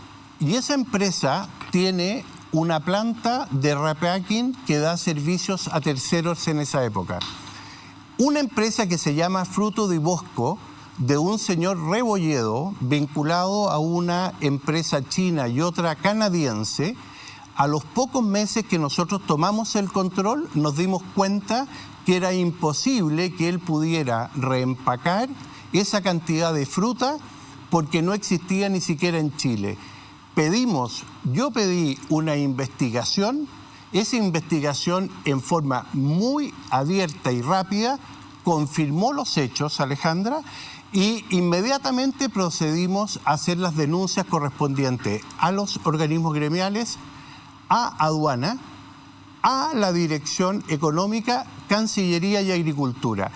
Y nosotros hicimos esa denuncia que finalmente, esperamos un segundo, esta empresa fue condenada con una multa importante que la rebajaron. El abogado fue el señor Tombolini. Y dicho eso, que a nosotros nos parecía que deberían haber sido castigados, y ellos reconocieron los hechos que nosotros denunciamos, que yo no tengo nada que ver con ellos, para que quede claro, finalmente en Canadá deciden que esto era inaceptable. Entonces Reuters, a través de una investigación, solicita la investigación. Y nosotros entregamos todos los antecedentes, colaboramos y nuevamente... Pero había delito, ¿no? ¿De O sea, qué? que Canadá está investigando porque usted denunció esa su afirmación. Por supuesto, y nosotros denunciamos, y el delito lo cometió esa empresa que se llama empresa- Fruto de Bosco. Ok. Y por supuesto, en las redes sociales lo vinculan a que era una empresa que nosotros estábamos vinculados, que yo jamás Y no, tuve es un nada que ver. intermediario en el fondo. Y no, José Antonio, yo no era intermediario. No, la empresa, esta era una segunda empresa que no tenía que Esta ver. era una empresa Claro. chanta, con unos chinos chanta que traían fruta a Chile, la daban vuelta, la exportaban a Canadá, poniendo en riesgo la integridad del Claro. consumidor y poniendo en riesgo la integridad chilena, que somos exportadores de fruta de calidad. José, Y usted por nunca eso- se benefició de ninguna manera de los ¿Perdón? negocios que usted ha descrito como chanta. Usted nunca se benefició de Pero no, este pues, chanterío. Al contrario, No, se dice pues, que lo nosotros denunció. hicimos la denuncia. No puedo Tenemos que- dejar de tenemos que ir preguntarle, cerrando porque está usted esperando mencionó Oscar Carriola, los pero problemas diga. de gestión del Estado y los desfalcos que se han producido en municipalidades, en distintos ámbitos del Estado y de la administración pública. Estoy Pero yo diciendo quiero lo que dijo la Mónica y la Evelyn, que me impactó. Sí, pero usted ha mencionado mucho respecto de la gestión del Estado. Yo quiero preguntarle como gremio, la gestión del empresariado en materia de corrupción ha dejado bastante que desear. Hay 28 empresas envueltas en financiamiento ilegal de la política, para no hablar de las colusiones y otros problemas. ¿Qué gestión concreta y qué autocrítica concreta va a tomar su directiva de la CPC en esa Nosotros lo hemos condenado, yo en lo personal lo he condenado, ha sido público. Salió recién el fallo de la situación de Colpesca, lo condené con toda fuerza. La ley de financiamiento a la política se modificó, la ley era, la financiamiento era feo, malo y lamentablemente enlodó a un factor que es muy importante, que la política debiera ser una política de alto nivel. ¿Por qué? Porque la política, mientras mejor política tienen los países, mejor futuro y mejor porvenir también tienen. Y eso, felizmente, se modificó. ¿Y quién tuvo los pantalones para hacerlo? Fue la presidenta Bachelet, que modificó la ley de financiamiento a la política, y antes de eso cayeron todos, porque ahí se financiaban moros y cristianos, y especialmente sectores de izquierda que también lo hicieron, y sectores de derecha, y especialmente más de izquierda, como me reconoció un día. 28 empresas que no cayeron, salvo en tribunales tributarios. Mira, como dijo la Mónica Rincón, y está en una entrevista, me dijo: Juan, debo reconocerte que cuando se empezó a investigar a la izquierda, ese día se acabaron las investigaciones. Bueno, sí, porque hubo una intervención al Servicio de Impuesto Interno. La verdad que da lo mismo si uno es de izquierda o de derecha, el punto es que no hay que robarse la plata nomás. Obvio, estás de acuerdo en eso. Don Juan Sutil, gracias por haber venido al programa. Tenemos regalo, gentileza de Penguin Random House. Mide lo que importa, cómo Google, Bono y la Fundación Gates cambian el mundo, con OKR de John Doerr.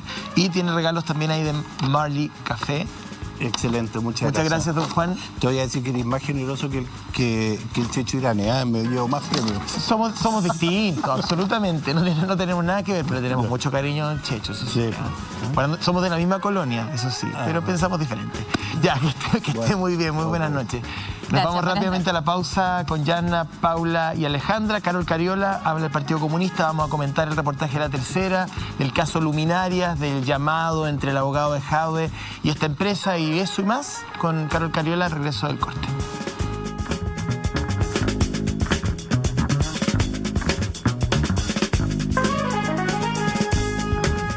Ponga atención al siguiente mensaje. Mora Pavich Odontología nunca dejó de atender en pandemia. La vocación de servicio de un equipo súper comprometido los mantuvo atendiendo las urgencias y necesidades dentales impostergables de miles de sus pacientes. Tomaron todas las medidas de seguridad basados en la evidencia científica y normativa. Fueron un pequeño aporte al sistema de salud.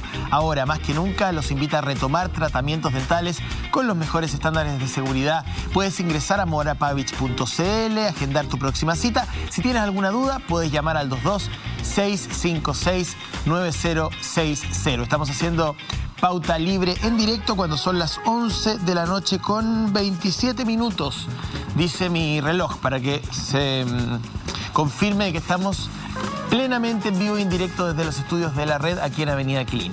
Bien, vamos a conversar a esta hora con la diputada Carol Cariola. Carol, ¿qué tal? ¿Cómo le va? Muy buenas noches. ¿Cómo estás, José Antonio? Gusto de saludarlas, Yana, a Paula y también a Alejandra. Que sí, Alejandra está en no la veo. Ahí la veo. Alejandra, sí. Está por ahí. ¿Qué tal? Mucho gusto. Quería partir preguntándole evidentemente por el reportaje del diario La Tercera, ¿no? Que dice la llamada que enreda a Jadwe en el caso Luminarias. Yo, independiente del contenido del reportaje, que puede ser discutible desde el punto de vista político, desde el punto de vista judicial, quiero tomarme un segundo para solidarizar con Leslie Ayala, a quien no conozco, pero leo habitualmente sus reportajes, y ella, yo sé que hoy día en redes sociales ha sido violentamente funada,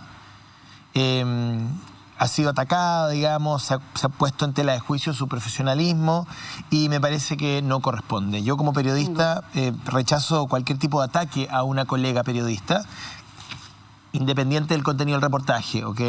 Eso es materia de otra conversación, pero tiendo a solidarizar con el trabajo de Leslie Ayala, que hoy día ha sido funada en redes sociales producto de este reportaje. Bueno, hay que saber diferenciar el trabajo de los trabajadores de las comunicaciones en relación a las líneas editoriales de los medios de comunicación, que son cosas distintas, creo yo. Bien, quería... a ver, partamos con Alejandra Matus, pues al tiro. Alejandra. yo creo que un político que aspira a la presidencia, cuando se hace una publicación de este tipo, tiene que dar una respuesta más contundente que simplemente decir hay medios de derecha, medios de izquierda, digamos, es un hecho de la causa que puede ser criticado, se pueden publicar antecedentes respecto de su actuación en medios que puede considerar adversarios políticos. Lo importante aquí es saber si la información es correcta. Yo creo que al leer el reportaje de Leslie Ayala, con quien también solidarizo respecto de los ataques, creo que el contenido de la conversación que ella publica de esa llamada telefónica es más que preocupante. Daniel Jadwe y la municipalidad han explicado, han hecho declaraciones en el sentido de que él no recibió dinero, de que, digamos, ha puesto a disposición de la Fiscalía sus cuentas corrientes, sus correos y todo eso, que me parece muy saludable e importante. Pero el punto es que en esa conversación, el contenido de esa conversación es una posible triangulación de aportes de la empresa que está siendo investigada en 20 municipios, incluyendo, por supuesto, Las Condes, Providencia y otros, por posible pago de coimas y cohecho para conseguir estos contratos. Entonces yo creo que la respuesta que uno espera escuchar es saber si se descarta completamente aportes a través de terceros para fines que pueden ser políticos, de campaña, probablemente no fines personales, no enriquecimiento personal, pero para cualquier fin por parte de esta empresa. Entonces el punto es si la respuesta de Jadwe fue suficientemente sólida. No, la pregunta es si eso es lo que quiero saber yo, si se descarta cualquier triangulación de dineros de parte de la empresa Intelcom hacia Daniel Jadwe en cuanto figura política y no en cuanto enriquecimiento personal, que probablemente no existe. Lo que quiero saber es si hubo pagos a través de este abogado que fueron a parar a las actividades políticas del alcalde. Sí. A ver, lo primero que quiero saludarlos a todos y a todas, a quienes nos están viendo. Yo creo que el alcalde en esto, al menos a mí me parece, ¿no?, que él ha sido bastante claro respecto de las declaraciones que ha dado. Yo lo primero que quiero decir es que yo no soy vocera del alcalde ni tampoco soy parte del municipio, por lo tanto tampoco conozco... Sí, claro, pero quiero plantear a propósito de la posición en la cual también a mí se me invita, ¿no?, a hablar del tema. Sin embargo, yo quiero decir que a mí me parece, desde mi perspectiva, que el alcalde, al menos hasta ahora, lo que ha dicho es que hay un proceso judicial en curso, que él ha puesto a disposición todas las herramientas de investigación. Él ha dicho muy claramente que descarta totalmente el hecho de haber recibido o haber solicitado recursos para otros usos que no sean los usos propios del municipio. De hecho, él planteó, y creo que lo dijo muy claramente, mostró incluso la documentación.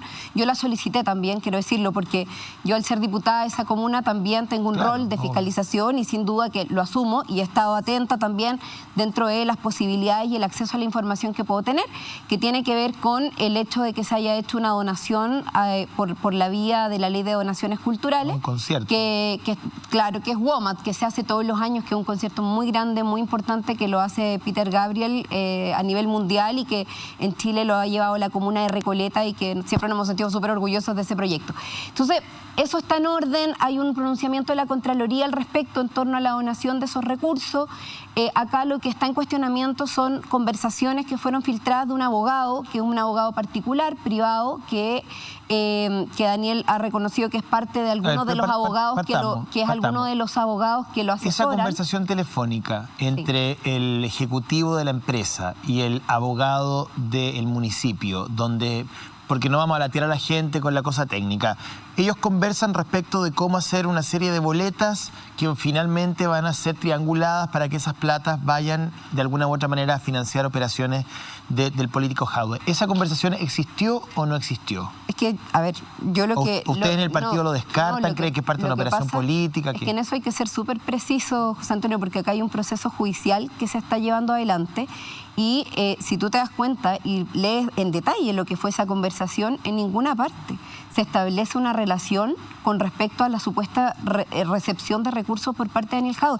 De hecho, Alejandra lo decía muy bien, ella habla de supuestos o una suposición o la posibilidad o lo que uno pudiese llegar a considerar a propósito de toda la configuración de un reportaje, que a mí me parece, más allá de que comparto contigo que uno no puede responsabilizar en particular a las o los periodistas, a los trabajadores de las comunicaciones, a quienes yo les tengo un gran respeto. Los medios de comunicación en Chile sí tienen una línea editorial que lamentablemente pocas veces es transparentada, a diferencia de Estados Unidos, que todos sabemos cuál es la línea editorial política que tienen los medios de comunicación. Yo no tengo duda que Sayé, como dueño de Copesa o como uno de los accionistas mayoritarios, probablemente tenga alguna opinión política, me parece. Entonces, no, pero es que yo creo que, no sé si está en discusión que los medios de comunicación en Chile están concentrados, que tienen un monopolio, que están en manos de poderes económicos y están relacionados con ellos. Yo eso no, pero no creo que ahí está el problema de fondo. Es evidente que hay una intencionalidad y evidente que hace mucho tiempo, tú sabes que a Daniel Jadwe se le han puesto 8 querellas, de las cuales 7 han demostrado su absoluta inocencia. Todas vienen del mismo sector, del mismo concejal de la UDI que quiere ser candidato a alcalde. Está bien. Entonces, uno no puede obviar esos antecedentes que rodean esta situación.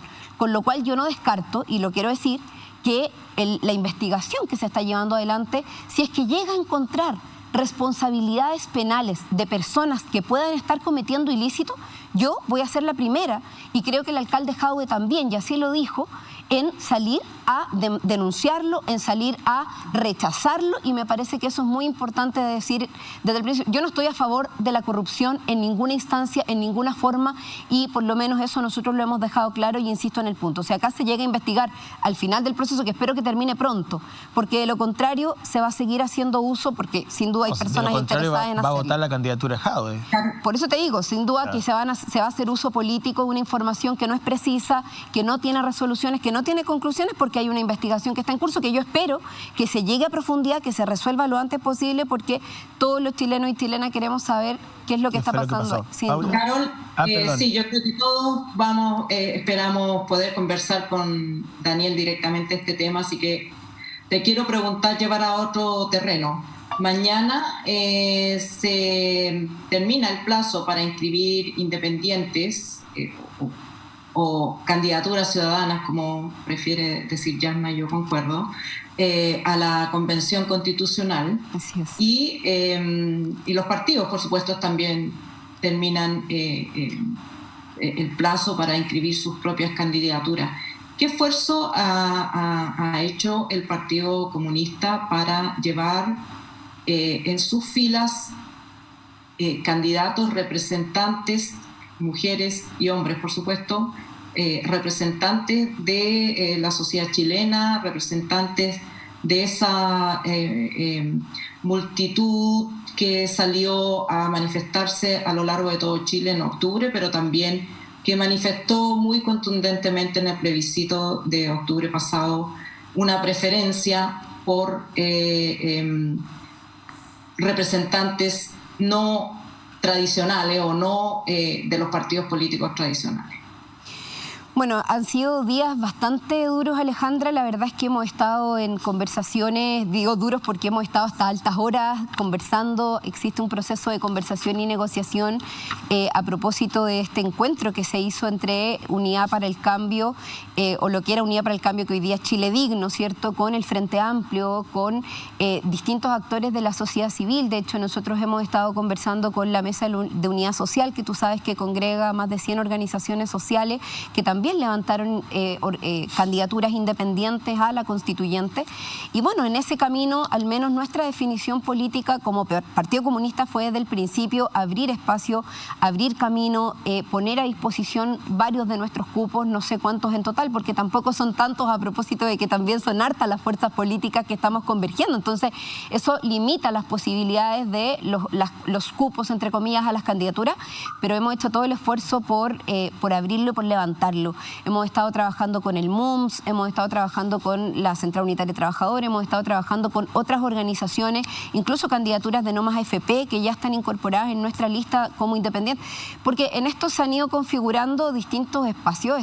Ya sabemos que vamos a ir en a lo menos 2 listas, y en la región metropolitana lamentablemente hay distritos donde van a ir más de 2 listas de oposición o de candidaturas independientes que han decidido tomar un camino propio, lo cual es súper valioso, es súper válido, y yo la verdad es que estoy súper entusiasta porque creo que este proceso ha concitado tanto interés de levantar candidaturas ciudadanas, de levantar candidaturas con respaldo popular, que se inscribieron. Hay más de 20.000 firmas patrocinando candidaturas ciudadanas.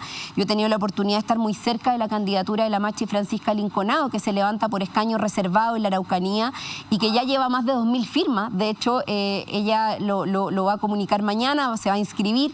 Yo estoy dando como una premisa, pero me parece que es súper interesante cómo el proceso se ha llevado adelante, y yo espero que eso nos permita que las fuerzas transformadoras realmente logren ser más de los 2/3 que se requieren en la Convención Constitucional. Así que bueno, eso es lo que puedo comentar respecto de cómo está configurándose el acuerdo y el pacto. Sí. A propósito de transformación, una de las transformaciones más contundentes del último tiempo en Chile ha sido la voz de las fuerzas feministas o del apoyo de las mujeres a una política de igualdad de género y de fin a la violencia hacia la mujer. ¿Cómo has visto tú o cómo has evaluado las acusaciones contra Florcita Motúa o Raúl Alarcón? Sí. Bueno, nosotras desde el Parlamento al menos tenemos una bancada que es la bancada feminista Julieta Kirwood. Fuimos las primeras en sacar una declaración pública.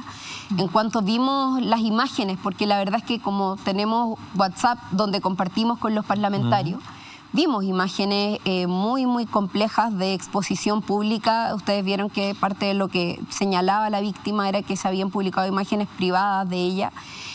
Nosotros lamentablemente tuvimos acceso a eso, por eso lo enviamos a Ética y empezamos a llevar adelante también, a empujar que esta investigación se llevara a cabo.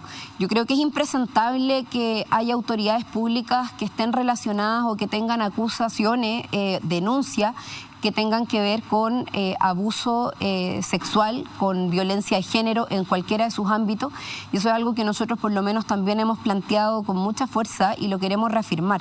Yo lamento mucho la situación de Flor Alarcón, creo que es una situación muy terrible, no por ella, lo lamento por las víctimas, que además han tenido que revictimizarse a propósito de tener que dar un testimonio, porque cuando tú te enfrentas al poder y cuando las mujeres nos enfrentamos, cuando estamos viviendo una situación de violencia de género y la tenemos que enfrentar a posiciones de poder, siempre es más difícil. Y ella lo decía, ¿no? La víctima lo decía en La Voz de los que Sobran. Lamentablemente, decía, yo tuve tanto miedo de informar esto, de denunciarlo, porque sabía que me iba a enfrentar con abogados, con personas que tenían más recursos, con un diputado, sin ir más lejos, que tiene fuero. O sea, de hecho, eso era un elemento también a considerar. Yo lo condeno plenamente, creo que es muy positivo que él haya renunciado al partido, creo que ojalá el proceso judicial se lleve adelante la investigación y que todos los elementos que tengan que salir a la luz de este caso se puedan poner también a disposición de la justicia si es que hay personas que puedan aportar más elementos para ello. Diputada, ciertamente requiere muchísimo coraje plantear este tipo de denuncias y particularmente cuando se trata de personas con poder y con fuero, como usted ha descrito. Así es. Y quiero devolverle un poco al tema de la política, porque hemos visto movimientos muy decisivos en la centro-derecha, bien hacia la derecha, ¿no es cierto? Se articula un pacto con el Partido Republicano con miras a asegurar cupos en la Convención Constituyente. Tenemos a Joaquín Lavín y en una entrevista ya derechamente lanzado como candidato, planteando incluso que él quiere un gobierno de convivencia nacional donde vaya la derecha y la izquierda. Y hay voces que planteando cálculos de suma y resta, apuntan a que eventualmente se podría dar una situación donde la Convención Constitucional tenga una mayoría de centro derecha, incluyendo ya sectores que no estuvieron por hacer una convención, por ejemplo, y una candidatura presidencial ya fuerte y bien encaminada como la de Joaquín Lavín. Eso, ¿cómo sopesa usted la organización o la articulación de las fuerzas de centro izquierda, progresista, llámalas como quiere, ante ese escenario? Sí. Mira, la verdad es que yo veo bien improbable que la centro izquierda tenga mayoría en la elección de la Convención Constitucional. Lo que creo que pueden llegar a tener es el tercio que les permita... ¿La centro derecha o la centro izquierda? La centro derecha. Ya. Sí. Veo bien improbable que entendí que tú me decías que había sectores que decían que la centro derecha podía tener mayoría dentro de la Convención. Yo lo veo bien improbable, no solo por lo que representan históricamente en el país, sino que porque efectivamente hay posiciones muy mayoritarias que han planteado la necesidad de avanzar en procesos de transformación que no se condicen con las políticas públicas que ha impulsado la centro derecha durante todos estos años. O sea, pasar de un Estado subsidiario a un Estado solidario no es precisamente la política de la centro derecha. Y es eso parte de los debates que han surgido de la comunidad de la ciudadanía, recuperar los recursos naturales, formalizar y fortalecer los derechos sociales, etcétera. Sí, mi pregunta también tiene que ver a los pactos pragmáticos que se hacen para obtener esa mayoría. No le estoy planteando que existe una mayoría del país que piense así, pero sí en la articulación de los pactos, de las listas, de la capacidad de negociar entre los distintos partidos que representan esa sensibilidad, si usted ve que eso sería un riesgo. Mira, es cierto que la dispersión electoral que se pueda dar a propósito de existir muchas posiciones o muchas opciones dentro de la centroizquierda puede darle algo de ventaja a la centroderecha. Sin embargo, eso no es suficiente para que ellos sean mayoría dentro de la convención. Yo quiero ser muy categórica en eso. La dispersión no va a ser tanta. No. Yo creo que en eso es muy importante tener claridad de que más allá de que la configuración electoral que se da quizás no es la más óptima, todos hubiésemos querido tener en este momento una acción mucho más unitaria, una posición común, establecer incluso de que naturalmente hubiésemos tenido la posibilidad de encontrarnos todos e ir juntos a dar esta pelea. La verdad de las cosas es que también dentro de la centroizquierda existen diferencias, existen matices, existen definiciones que van en la línea de, bueno, ¿qué es lo que esperamos de la Convención Constitucional? Nosotros como partido, como sector, creo que lo compartimos con el Frente Amplio, con quienes hemos venido conversando, creemos que este es el momento de generar cambios mucho más radicales al modelo de desarrollo. Por eso mencionaba el tipo de Estado.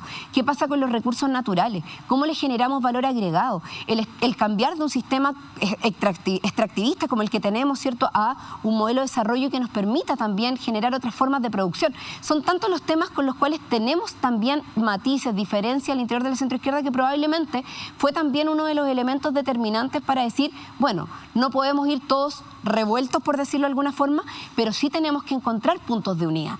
Y esos puntos de unidad yo creo que van a ser obligatorios en el contexto de la convención y del debate. Perdón, tiene que ir Yasna, pero me voy a aprovechar de tu inteligencia, Paula Molina.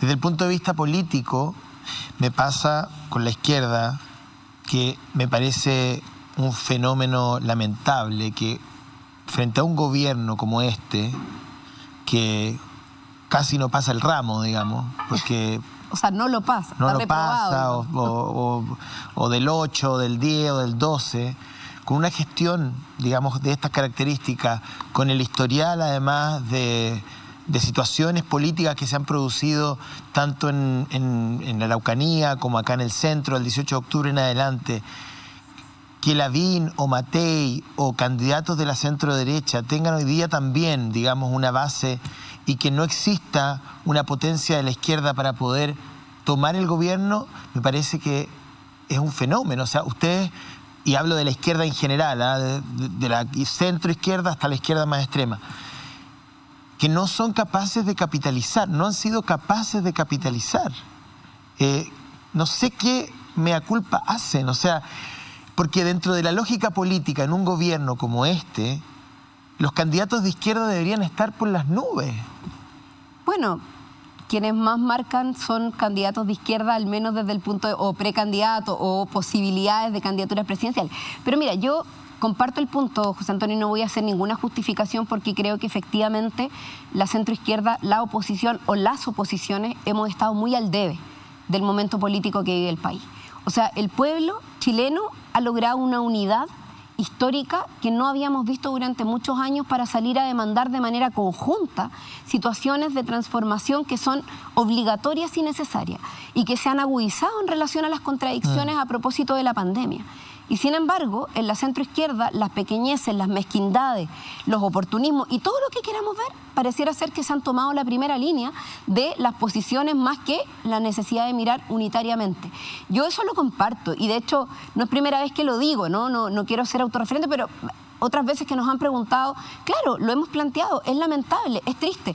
Ahora, eso no puede significar que seamos lapidarios con nosotros mismos y digamos esto no lo podemos revertir. Por eso yo partí diciendo, espero que a pesar de nuestras diferencias, que a pesar de los matices, la Convención Constitucional, siendo un momento histórico tan relevante para nuestro país, nos ponga a la altura que el país está demandando de nosotros.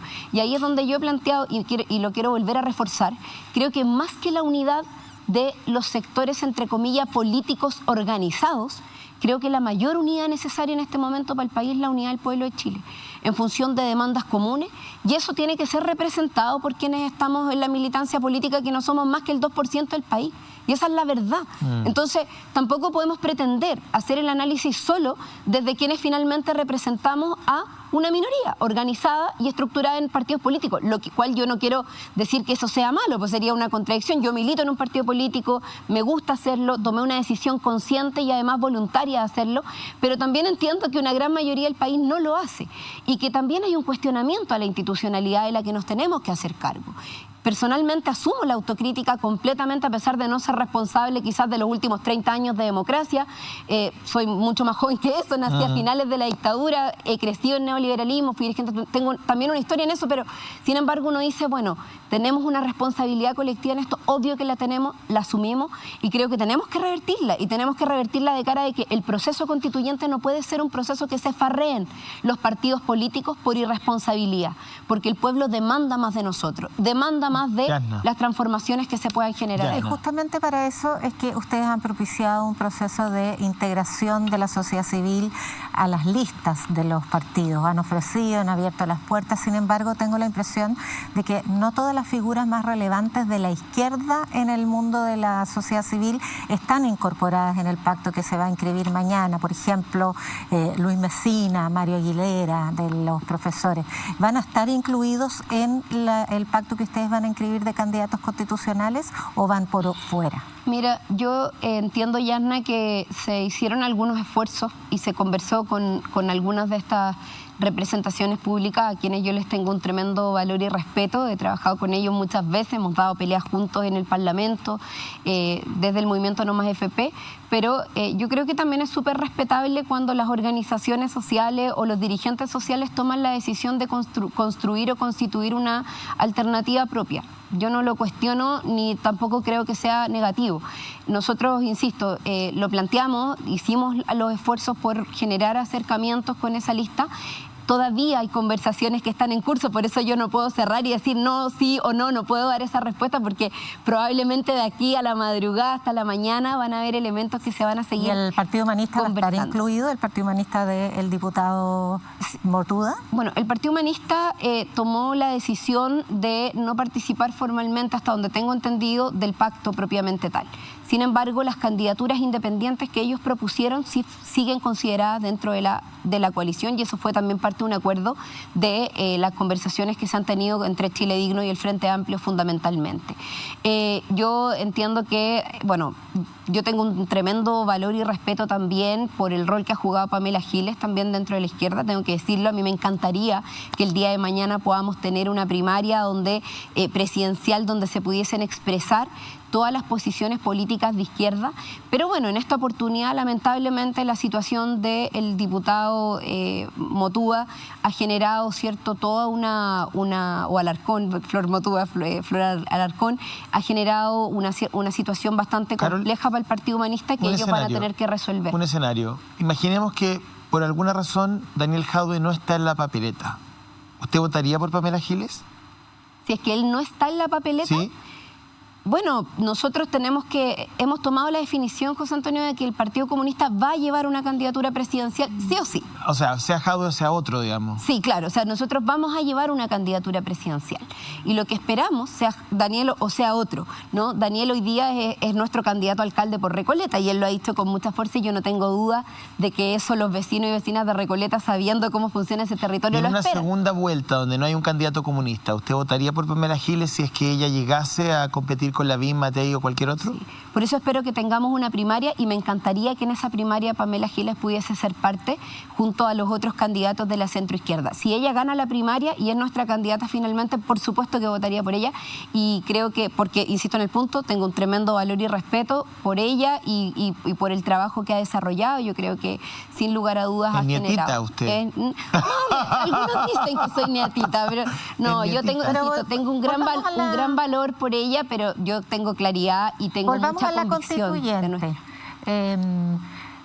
Mencionábamos en el primer bloque del programa que hay 500.000 de personas que está patrocinando candidatos independientes y que por lo tanto no está muy convencida por los candidatos que son de los partidos. Entre ellos, por supuesto, el Partido Comunista, uno de los partidos más antiguos de Chile, el más antiguo después del Partido Radical. ¿Qué autocrítica se hacen ustedes respecto de esa desafección con su propio mundo social? Cada partido tiene un segmento, un sector de la sociedad al que aglutina. En el caso de ustedes hay un tremendo mundo social de organizaciones sociales que no se sienten convocadas por el Partido Comunista ni por la coalición que han constituido y que van por fuera. ¿Qué autocrítica se hace y de qué manera cree que van a poder volver a convocar a esos sectores? Mira, yo parto de la base, Yerna, de que no es algo negativo. Un poco lo decía antes. Creo que es muy positivo que este proceso concite tanto interés y de que existan opiniones desde el mundo independiente que tiene disposición hoy día a involucrarse en el quehacer de la política. Yo creo que una de las grandes falencias que le dejó a nuestra democracia la dictadura, además del modelo económico, fue el haber dejado una tremenda despolitización en la comunidad. Y cuando digo despolitización, no estoy hablando solo de la militancia en los partidos políticos, sino que estoy hablando de la necesidad de involucrarse en los procesos, electorales. La baja participación ha sido quizás uno de los métodos de eso. Ahora, yo creo que las razones de aquello responden a muchos factores y no solo a los factores particulares en torno a lo bien o lo mal que lo puedan haber hecho los partidos. Nosotros como Partido Comunista, sin duda, estamos permanentemente analizándonos, cuestionándonos. Nosotros decimos, parte del valor revolucionario es la crítica y la autocrítica y lo hacemos permanentemente. Nosotros probablemente somos los más descarnados con nosotros mismos cuando tenemos que hacer un análisis de lo que hemos hecho bien y lo que hemos hecho mal. Y en eso, por supuesto que hacemos autocrítica. Yo creo que ha pasado mucho tiempo. Disculpe, diputada, es que esas personas no van a llegar a la Convención Constitucional porque el sistema electoral va a dejarlo fuera y va a generar una dispersión. Entonces la responsabilidad no solo no haber sido suficientemente atractivo para atraerlos, sino que tener una convención constitucional que probablemente deje fuera sectores que tenían ganas de participar. Bueno, por esa razón es que el Partido Comunista no firmó el acuerdo que establecía ese tipo de definiciones, que yo creo que lo que establecieron fueron marcos acotados para el proceso de la Convención Constitucional. Nosotros propusimos otros mecanismos de participación, propusimos otros mecanismos de definición para el proceso constituyente porque creemos que este proceso es muy necesario, era muy urgente y porque creemos además muy potente, muy profundamente, tenemos una tremenda convicción de que este proceso constituyente debía ser con una alta participación ciudadana y yo creo que a pesar de las limitaciones que se establecieron por parte de algunos sectores que quisieron dejar estos 2/3, que establecieron que si no se aprueba el resultado de la convención queda vigente la Constitución del 80, aquellos que establecieron este mecanismo de elección que es a través de los mismos mecanismos parlamentarios, todas esas definiciones que para mí son limitaciones al proceso constituyente, nosotros como Partido Comunista podemos tener la tranquilidad y decirlo aquí abiertamente de que estuvimos no solo en contra, sino que además intentamos modificarlo por la vía legislativa. No tuvimos la fuerza, no fuimos la mayoría, lamentablemente hubo una mayoría que se concertó para poner estos límites al proceso constituyente, pero sí hay que pedirle cuentas a ellos de eso, a alguien. Afortunadamente no es a nosotros, porque nosotros podemos decir con toda tranquilidad que hicimos todos los esfuerzos porque este proceso constituyente fuera lo más democrático y que realmente garantizara la soberanía popular. Por eso es que hoy día también sentimos la responsabilidad de abrir dentro de nuestros cupos la mayor cantidad posible de cupos para independientes, organizaciones sociales, que es un poco lo que estaba comentando anteriormente. La veo con su pañuelito verde. Sí, pues claro. el miércoles parte la discusión en la Comisión de Mujeres. ¿Ustedes creen que va a avanzar el proyecto de aborto libre?